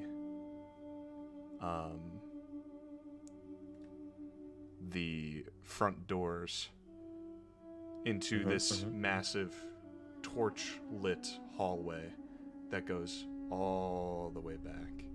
And y'all are gonna have to bear in mind with me here. This is very strange, going into a building here, of all places. Yeah. You, among other things, you would know that Maladar is something of more of a progressive style of chief. He's kind of abandoned what heritage stands for in effort to build something more akin to what the other kingdoms have built for themselves, you know? More focused on establishing the country itself rather than going to war. Cringe. Yeah, I'll say. And not going to war? Yeah, we hate indoor plumbing. Fuck is indoor They plumbing? only have that in Brelikk? Sanctum. I didn't think you would know, bud. The fuck is indoor plumbing? You just poop into a bag of holding. Where's the bag of holding taken? Questions. Just goes into a pocket dimension. You know? Anyway, it's all gotta go Just somewhere. goes It's like into a that Fairly pocket Odd Parents episode where all the trash is under the house or whatever. Oh no. He's like, I wish all the trash was gone, and then all the trash gets poofed somewhere, and then it's like, the trash has to go somewhere, Timmy. Oh, anyway, so along this hall, among the torches, are statues. Lining all the way down to the end. And Brelikk, you know these statues specifically to be past chiefs of heritage. Yeah. Yeah. The first statue you see, notably, you kind of stop before it with your companions. There is like an inscription in common on a plaque below the statue, and it reads more or less that this is Chief Agradar the Everlasting, the first chief of heritage. We remember him well. It's all in our texts that we take along with us, and then it's taught to our children. You guys learn and read? Yes. This is all fighting No. each other all the time. No. All the time, you guys are just like, oh, you are saying something to me? Doesn't matter. This is where we live. I'll kill you. I'll kill you. I'll kill you. I'll kill you. I don't care about your reason. I'll kill you. You guys learn and read? Yeah, we're built. We learn about our history to enforce the tradition. Of killing. Which I don't see what's so hard to I think- understand. Like, I thought the orcs thought that like the best lesson was by example, you know? Like yeah, exactly. Don't break tradition. Otherwise, you get a sword to the throat. monkey see, monkey do. Bada bing, bada boom. I'll kill you. I'll kill you. I'll kill you. monkey. The only I don't half-orcs see that what's you've so hard really to understand. the only half-orcs you've really met so far are like a bunch of heretics anyways, so True. And we hate heretics. We hate heretics. Heretics deserve to be put in the ground and then like not Theramac's forever more of be- a reasonable fellow, and you know, all Yeah. those He's one of the good ones. all those slimebacks that Yeah. helped you in Gale to kill all the disgusting furries, you know. Can't forget about them. You just call. I'm sorry, slimebacks. Sorry, Did you come up with new slurs? sorry, podunks. Yeah, I'll stick Yeah. to the. Oh, there we I'll go. stick to the current campaign terminology. Where's slimeback from? It's from the puzzle with. Okay, what the fuck? We also have knife use, of course. Yep. That one sounds the worst. That's not the one that's bad. Why is Kanan. knife ears the problem? No, there's No, one that's way Twiggers worse. There's is another the one. worst one. Whoa! Okay, well, What? Okay. It's not the word, guys. Your channel. Chill out. Yeah, it your is my channel. channel. It is what it is. Doesn't matter.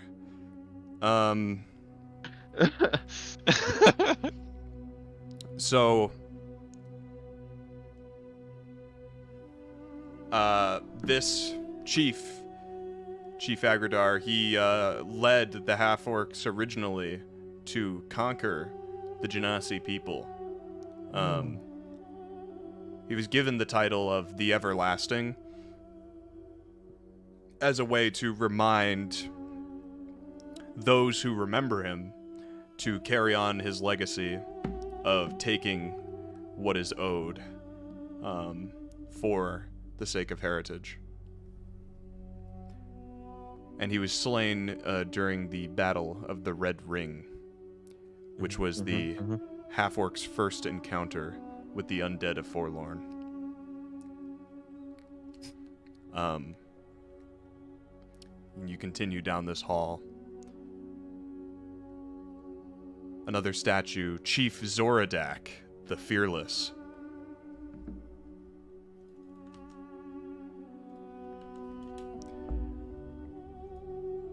He was chief during the largest land occupancy of Heritage. Like, it had the furthest borders, the most land.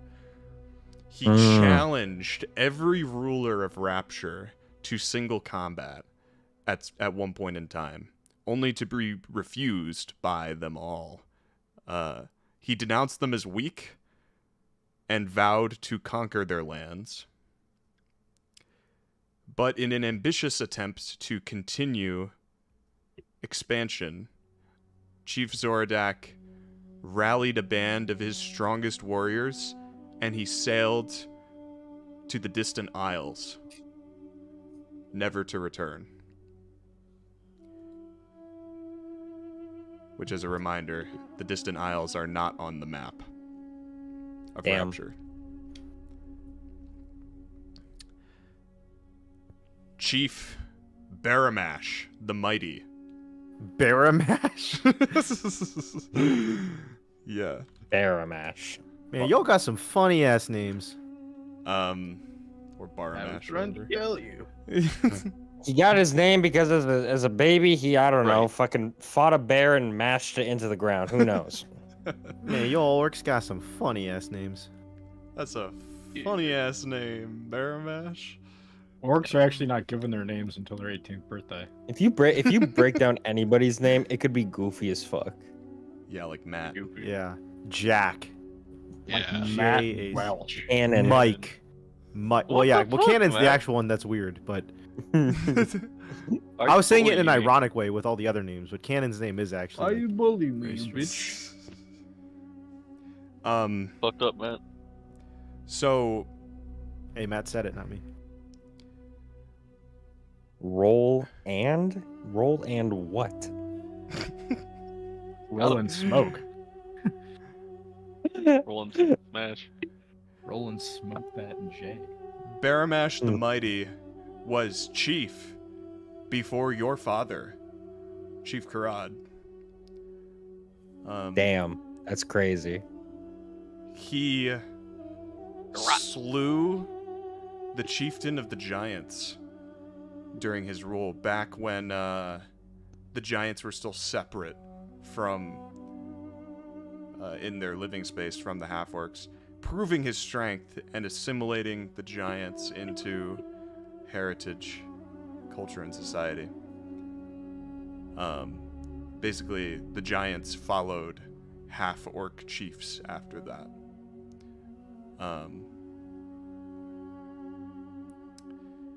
He formed the allyship with Safeguard, Seraph Vendeus. He was the one who brokered that on behalf of Heritage. The first progressive step taken by any chief toward peace rather than war. He was killed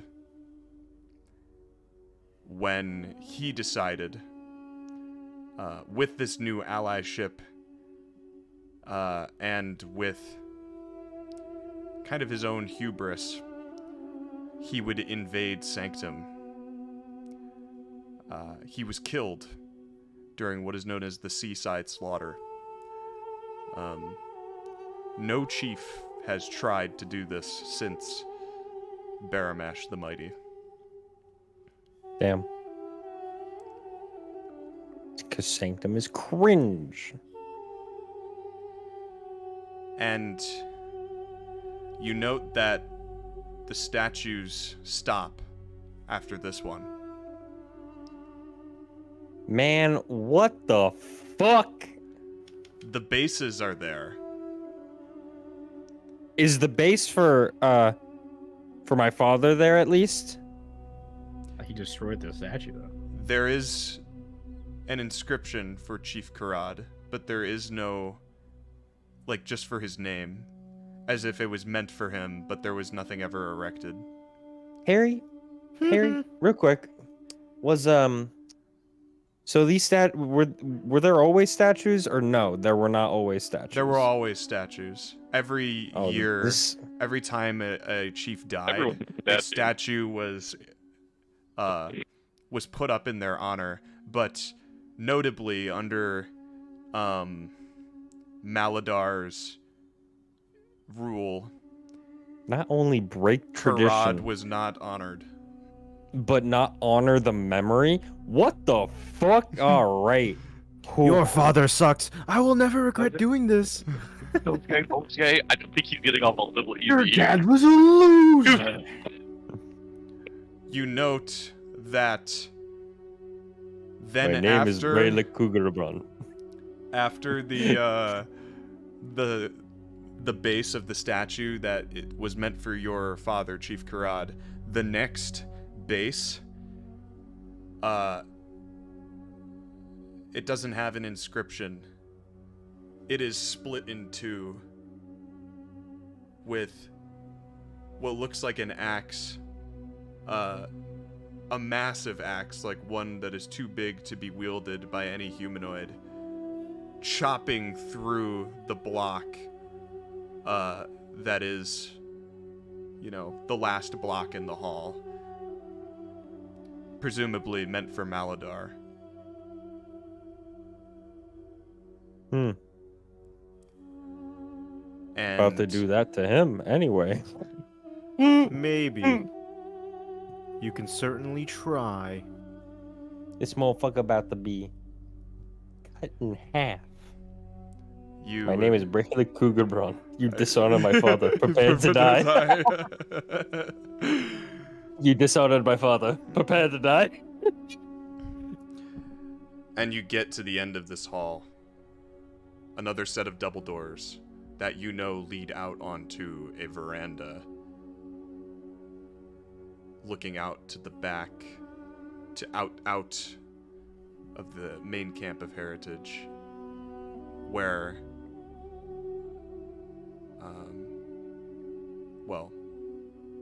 do you go through? Yeah, I go through the door. DM, I would like to open the door. Yeah, there we go.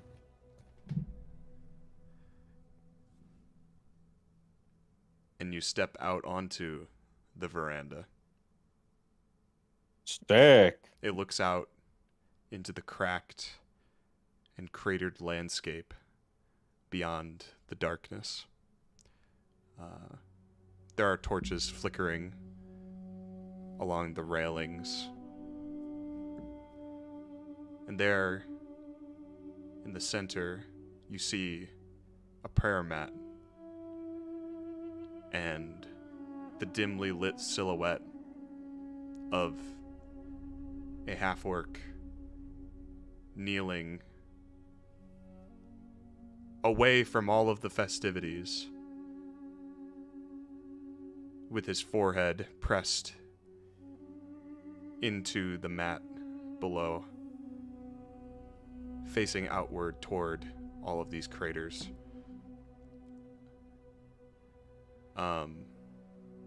It is very calm and quiet. The only thing you can hear is the crackle of the torch flames and the breeze that blows through occasionally. And in this silent moment, your eyes kind of adjust to the darkness beyond the torchlight, and you see the headstones of all of the fallen chiefs of past, which historically were buried haphazardly in the craters behind the hall. But amidst the headstones, you see a frill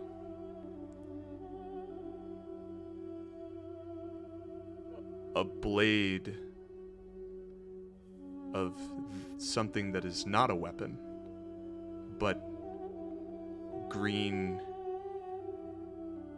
gray grass.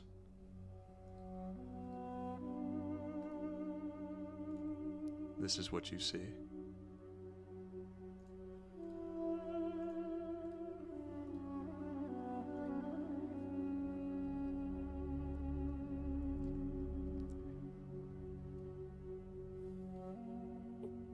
Sprouting through the cracks and craters in the landscape, it looks as though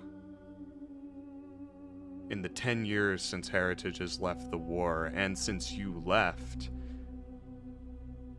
it would appear that life, natural life for your kingdom, for your land, and for your people has finally found a way.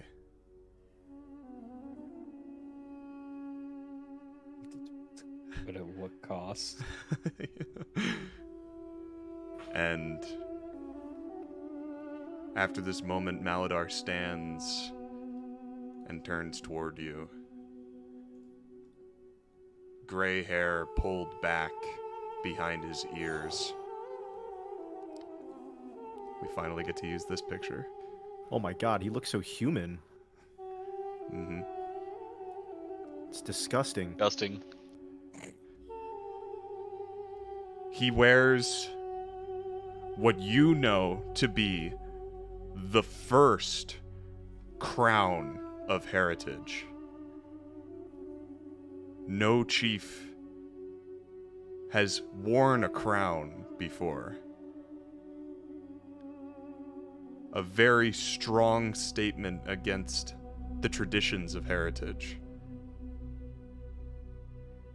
It's rusted with old... It's this rusted old metal of a make that is not really recognizable as Genasi or like something that was made by Genasi or Half-Orc. Almost as if it's from something much older,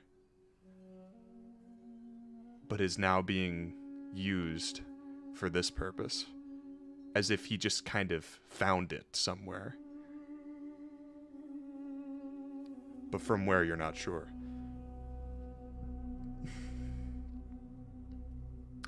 Perhaps one of a civilization long past. When I'd received reports that the chained catalyst had left the Festival of Peace to go play at war, I feared he would follow the fate of his father. Clearly, rumors cloud your judgment. I'm here to end what's coming. While you're here, letting our own people die. Refusing to do anything about it. I dreamed of a land like this. A home. Possibly no war in the future.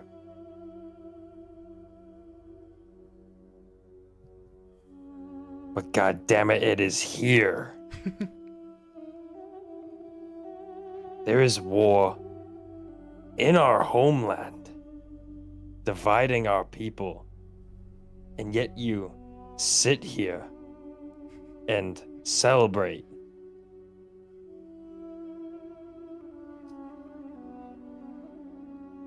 I celebrate nothing.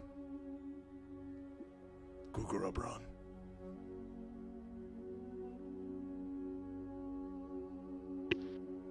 I do not wish to argue. Neither do I.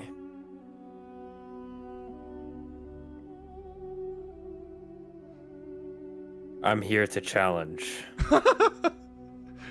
For all of Heritage. We all step out of the shadows and we line up behind Brelikk. Yeah. Me versus you. His gaze kind of lingers between you and your companions, and his eyes settle back on you. He removes the crown, and he sets it on a table beside him. And he walks over to you.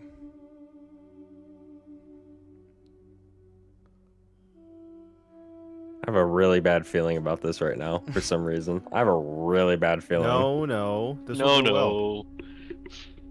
Matt, all you have to say is say a cool one-liner like, he was gonna say, "This is where we live," and then you say, Clobbering "This is time." where-" Then you say, "This is where I live." True. God. Or he says something like, "You don't belong here anymore, Shane Catalyst," and you say, "No, I do belong. This is where I live," or some bullshit. Just say some bullshit Disney line. This is my country. And you'll win. You'll win if you say some bullshit Disney. This is Avengers God's line. country. Just hit him with, "What's the shape of Italy?" True. Hit him with this. Anyway, mouth. And then kick him Harry, in the jaw. continue. I got a few lines Mm-hmm. ready for what he might say.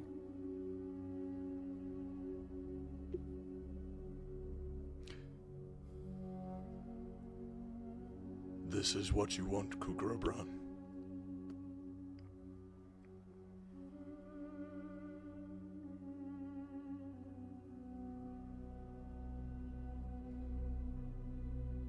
I didn't think I needed it. But with the way heritage may or may not end up in the future,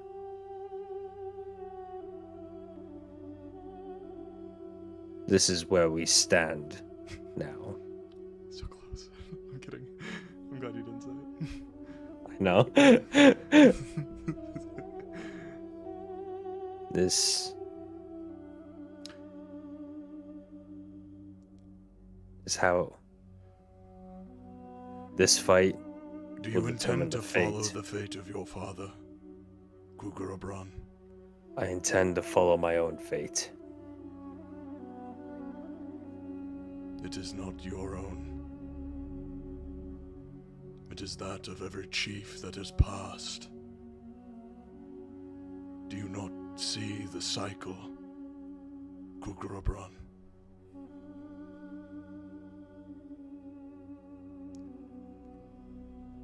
Every chief that has ever ruled over this land, taken to arms and left their homes,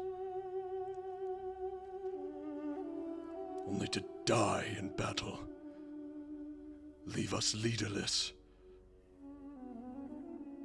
and for their own people to suffer.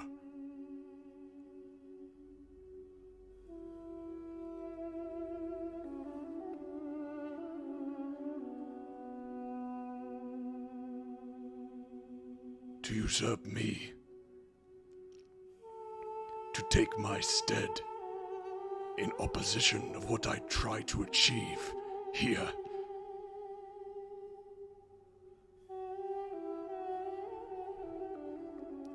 You are to make the same mistake.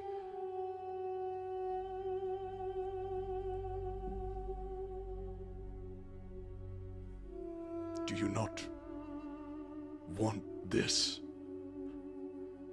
for our future? He gestures back to the natural life that seems to be just sprouting behind him.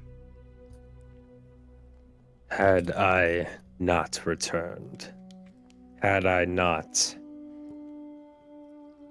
stopped what was coming here, had I not fought for my own home, have I not fought for what I believe is right, my home would have been long dead.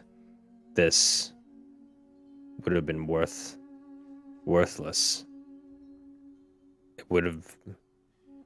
I would have died in vain, just sitting idly by. But I thought you you saw the merit to what we were trying to achieve. For it was we. You stood guard on those borders to keep them from doing exactly what it is that you now hope to do. I had hoped that, though you would sit idly by, you would see that sometimes there is no other option but to act, but to stand and fight. Sometimes you are not just given the choice to. Sometimes you are forced into it.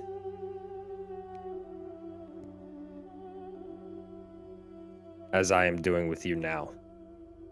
I am giving no other option. Who is forcing your hand, Kukurabran? The world.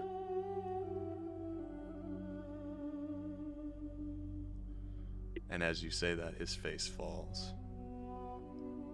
Then it is as I feared. Now that you have tasted war for yourself, you have given in to its temptation.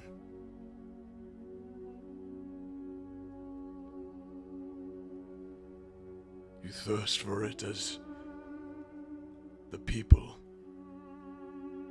who revel out there. I only thirst for Forlorn. Those who broke into our borders and stole our own people away from our own traditions to raise the dead of people who have died in our previous conflicts. Forlorn. And he squints at you.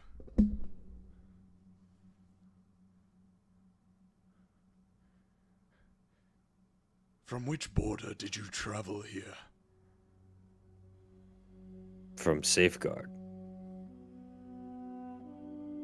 And his nostrils flare as he raises his head. I see. Then they have influenced you. For what? To put an end to what is coming. My ears Gale has already sided that you would wish further harm upon Forlorn. Being Gale there has already sided with Forlorn. when your father Forlorn was has already marched on our lands. executed by Sanctum. Or have you forgotten that, Kukurabran?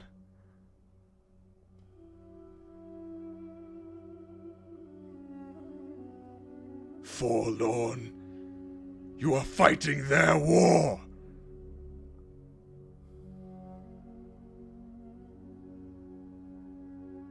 Their war was brought to our doorstep. Just as Sanctum came in and stopped us in the middle of our war previously.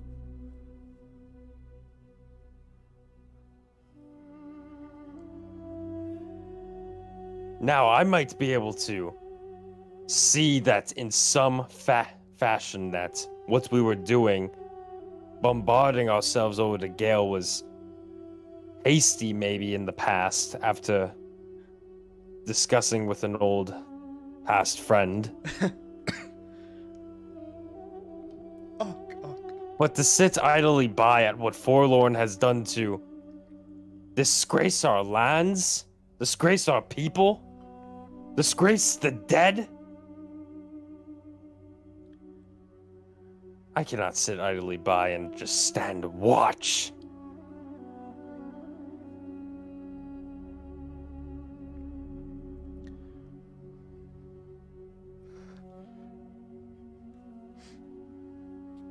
This is no barbaric instinct.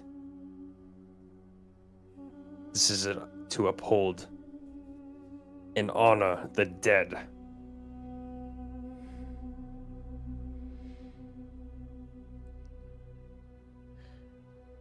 traveled through the safeguard border? Yes. Are you here to challenge me on behalf of Doramar? No. I've killed Doramar. I'm here on me. And his eyes meet yours.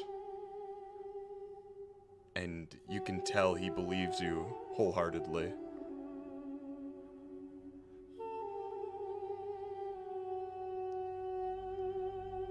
Well, Doramar is gone. My mind is at ease for but only a moment, before another usurper arises to replace him.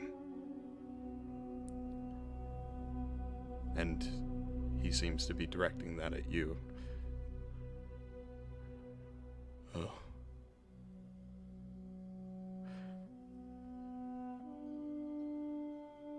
Perhaps there is also a cycle to the way of rule I have been practicing.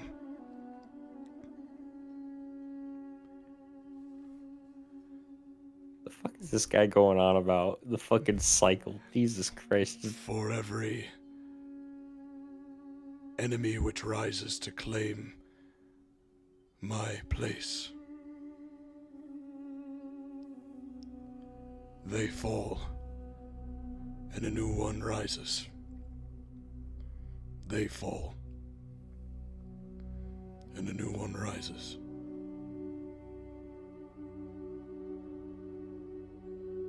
You notice there's like a tonal change as his eyes get more distant, as he seems to be having like a realization.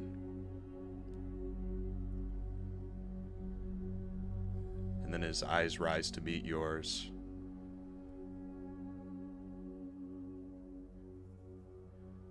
I will grant your request, Kugarabran.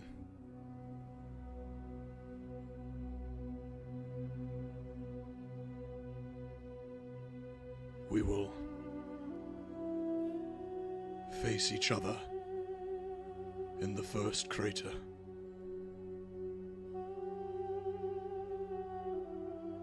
And he pulls his hand behind your neck, clasping. It touches his forehead to yours.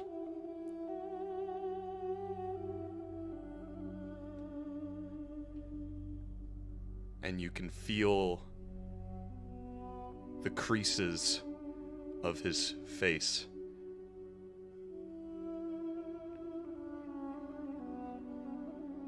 Trenches of wrinkles. No doubt from many nights of prayer, slamming his forehead into the floor. Slamming, Jesus Christ. He pulls away and he looks to your party members.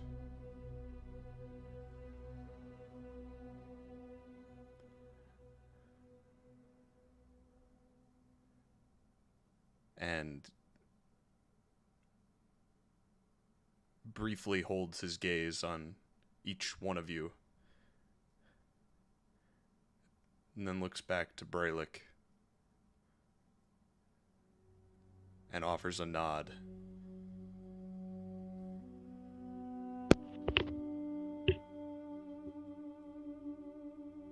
I'll nod.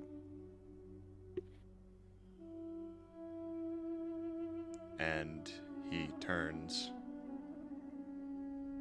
to go back to his prayer mat.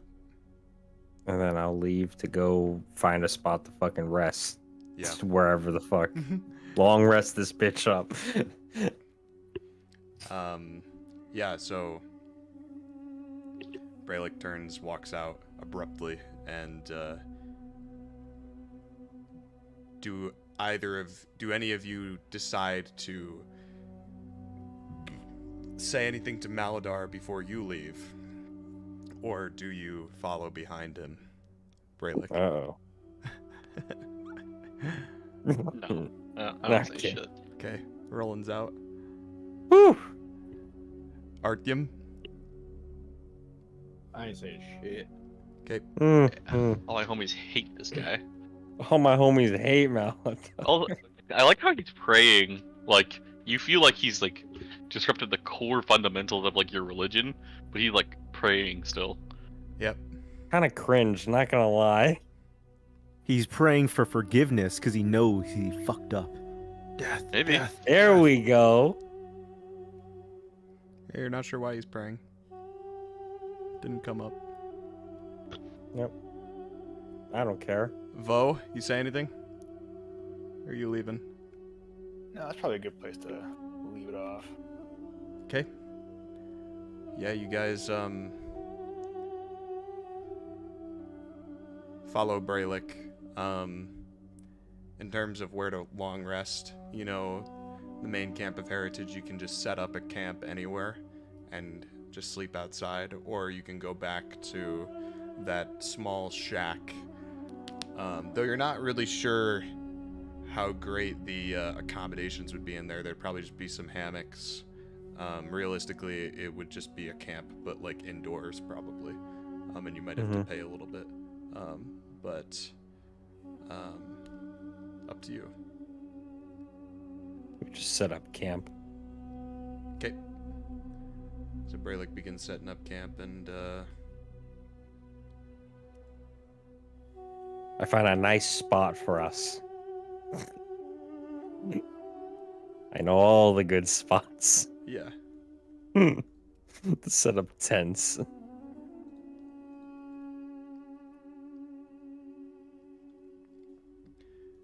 You set up your tents, set up your campsite, put a fire, get a fire going in the Oh yeah. in the center, and you all get comfortable for the night. Is there anything any of you want to do before bedtime? I probably pray before bed. Okay. The full head to the ground. Grabbing my sword and placing it from me, and then setting my head onto the sword, of course. Okay, perfect. Anyone else? I'll just like pray and I'll swap out some of my paladin spells for Aewa. Yeah, I probably wouldn't take a long rest. I'd just be walking around for a while and just thinking. Yeah.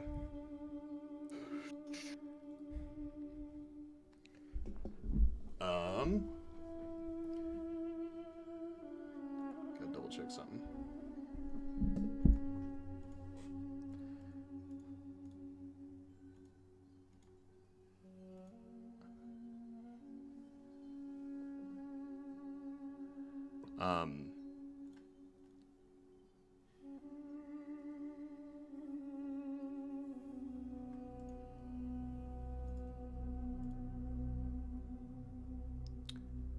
So, Brelikk.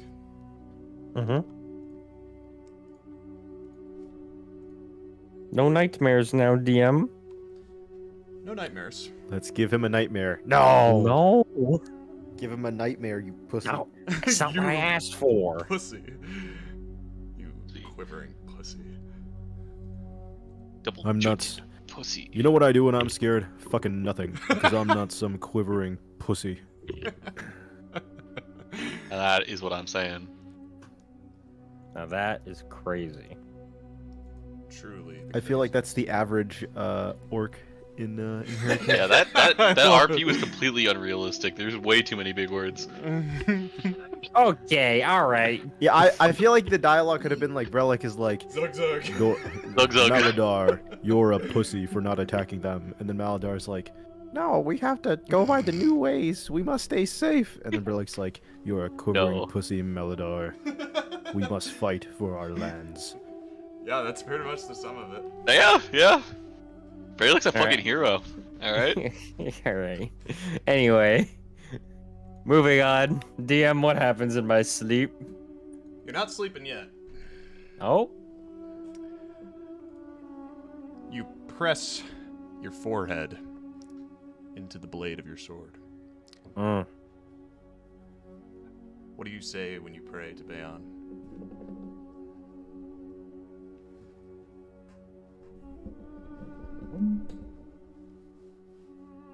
If there was any a time to have a sign that this is the right path, now would be it. But I will stay this course. Nevertheless, Perfect timing. this is where I stand.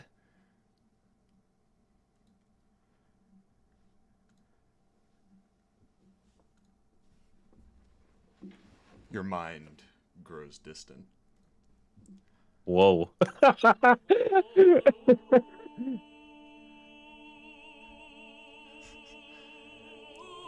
And you become what you always knew yourself to be.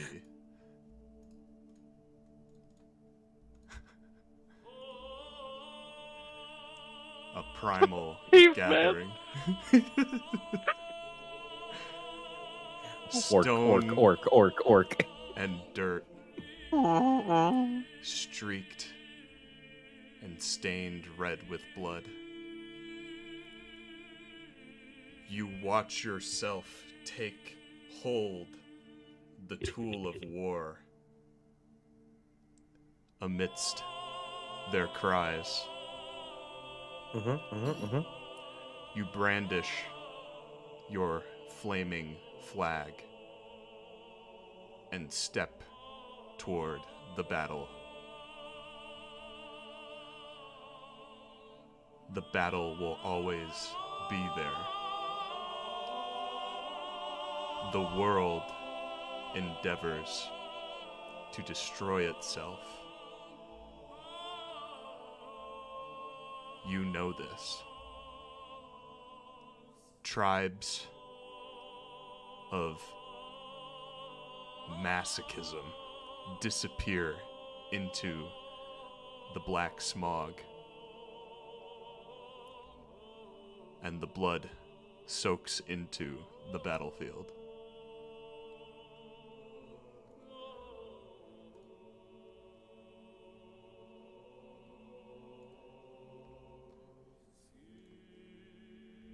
And then you are sucked into the vacuum. Hey, yo. Your vision returns as wisps of red energy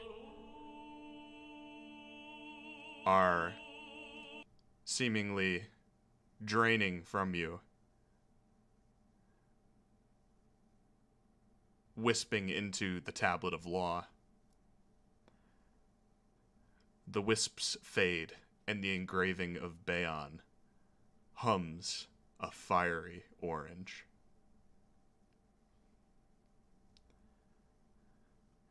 And that is where we will end the session. Very good. Man, damn.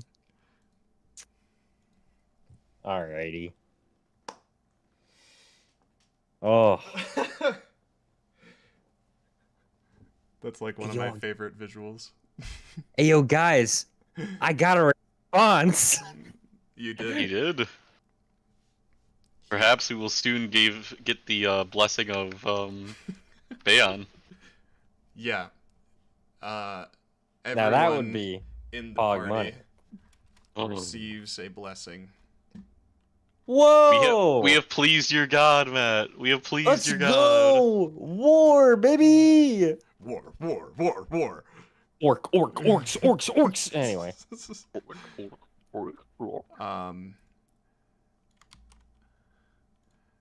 You Again, receive... sorry I was really late tonight, by the way. Oh, dude. You're That's good. fine. Family stuff. That 4.5 hour drive fucking And killed we me. level up. No. That would be crazy.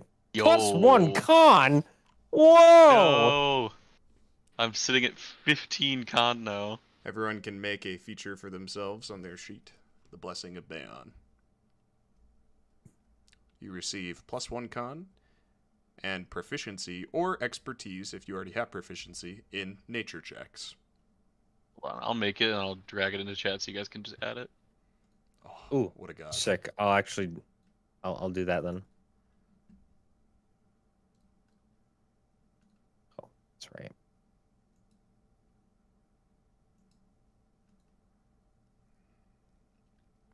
I love the Tuscan Raider gif you have going, Cannon. Thank you. I'm trying to find, like, this is like the best one I could find background wise. I just hate that it does the fade to black thing. Like, I hate that it essentially just cuts away. You're This trying is to the find best. a Roman. You're trying to do the thing David did, where he had the Romans Yes. behind him. Yeah. I try to have something like that, and like it feels like every GIF I fucking find, it's either the Lord of the Rings orcs, which, like, granted Which they're is iconic, racist. but like they're also like not the kind of orc that I'm like looking. I'm looking more for like the World of Warcraft, like D&D orc, Yeah, which is a bit greener. Like Oh, the yeah. Lord of the Rings, they look very gray and like very like so much darker. Also, every single scene with them in Lord of the Rings is like pretty much at night. Yeah, or it's that fucked up guy with the eye. Yes. The time of man is over. The time of orc. It's either that guy or I keep getting this one fucking guy who goes, yeah. Yeah. Yeah, I love that. Yeah. I love that guy. What about them? They're fresh. For some reason, a gif of Kratos also appeared. Honestly, this kind of works for raging, but do I take it though? I'll take it. Fuck it. Rage.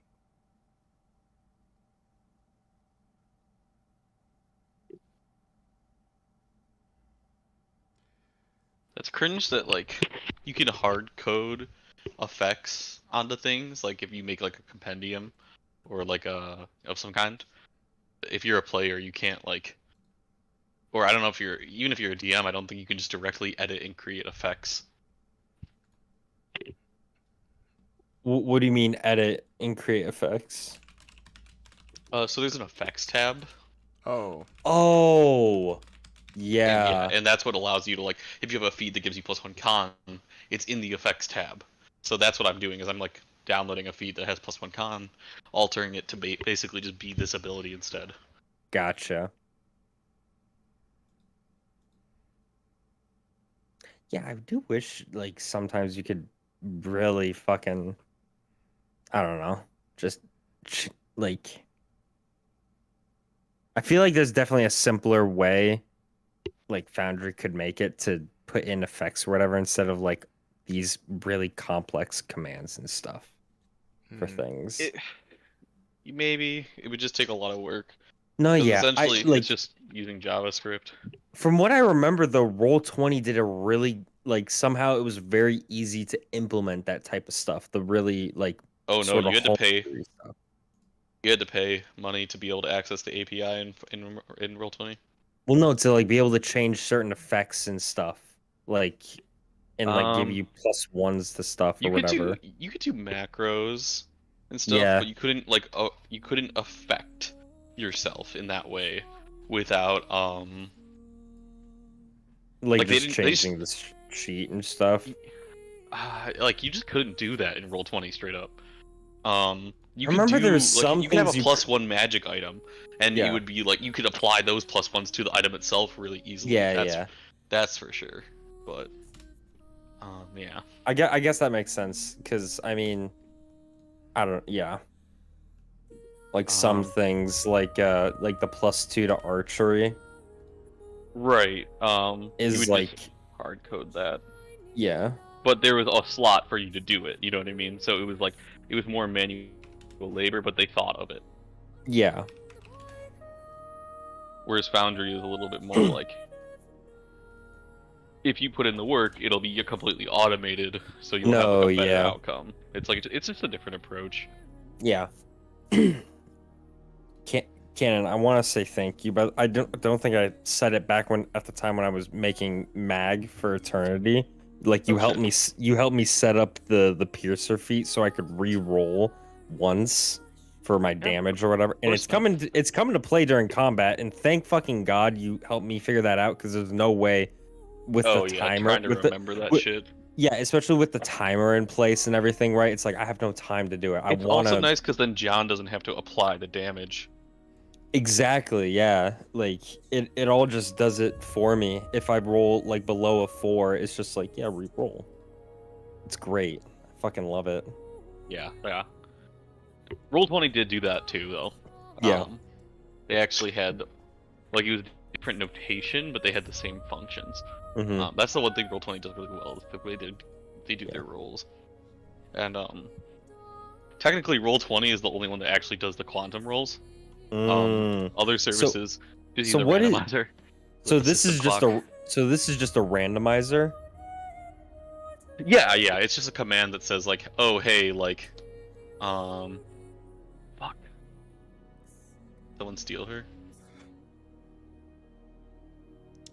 What? Damn. So what the hell is quantum rolling technically? Okay, so normally when you have a randomizer, right? Like there's a command in a lot of programming languages that say like random, right? And you can generate a random number and use it to like, and you can do it between like a certain range. Oh, you're muted. Here.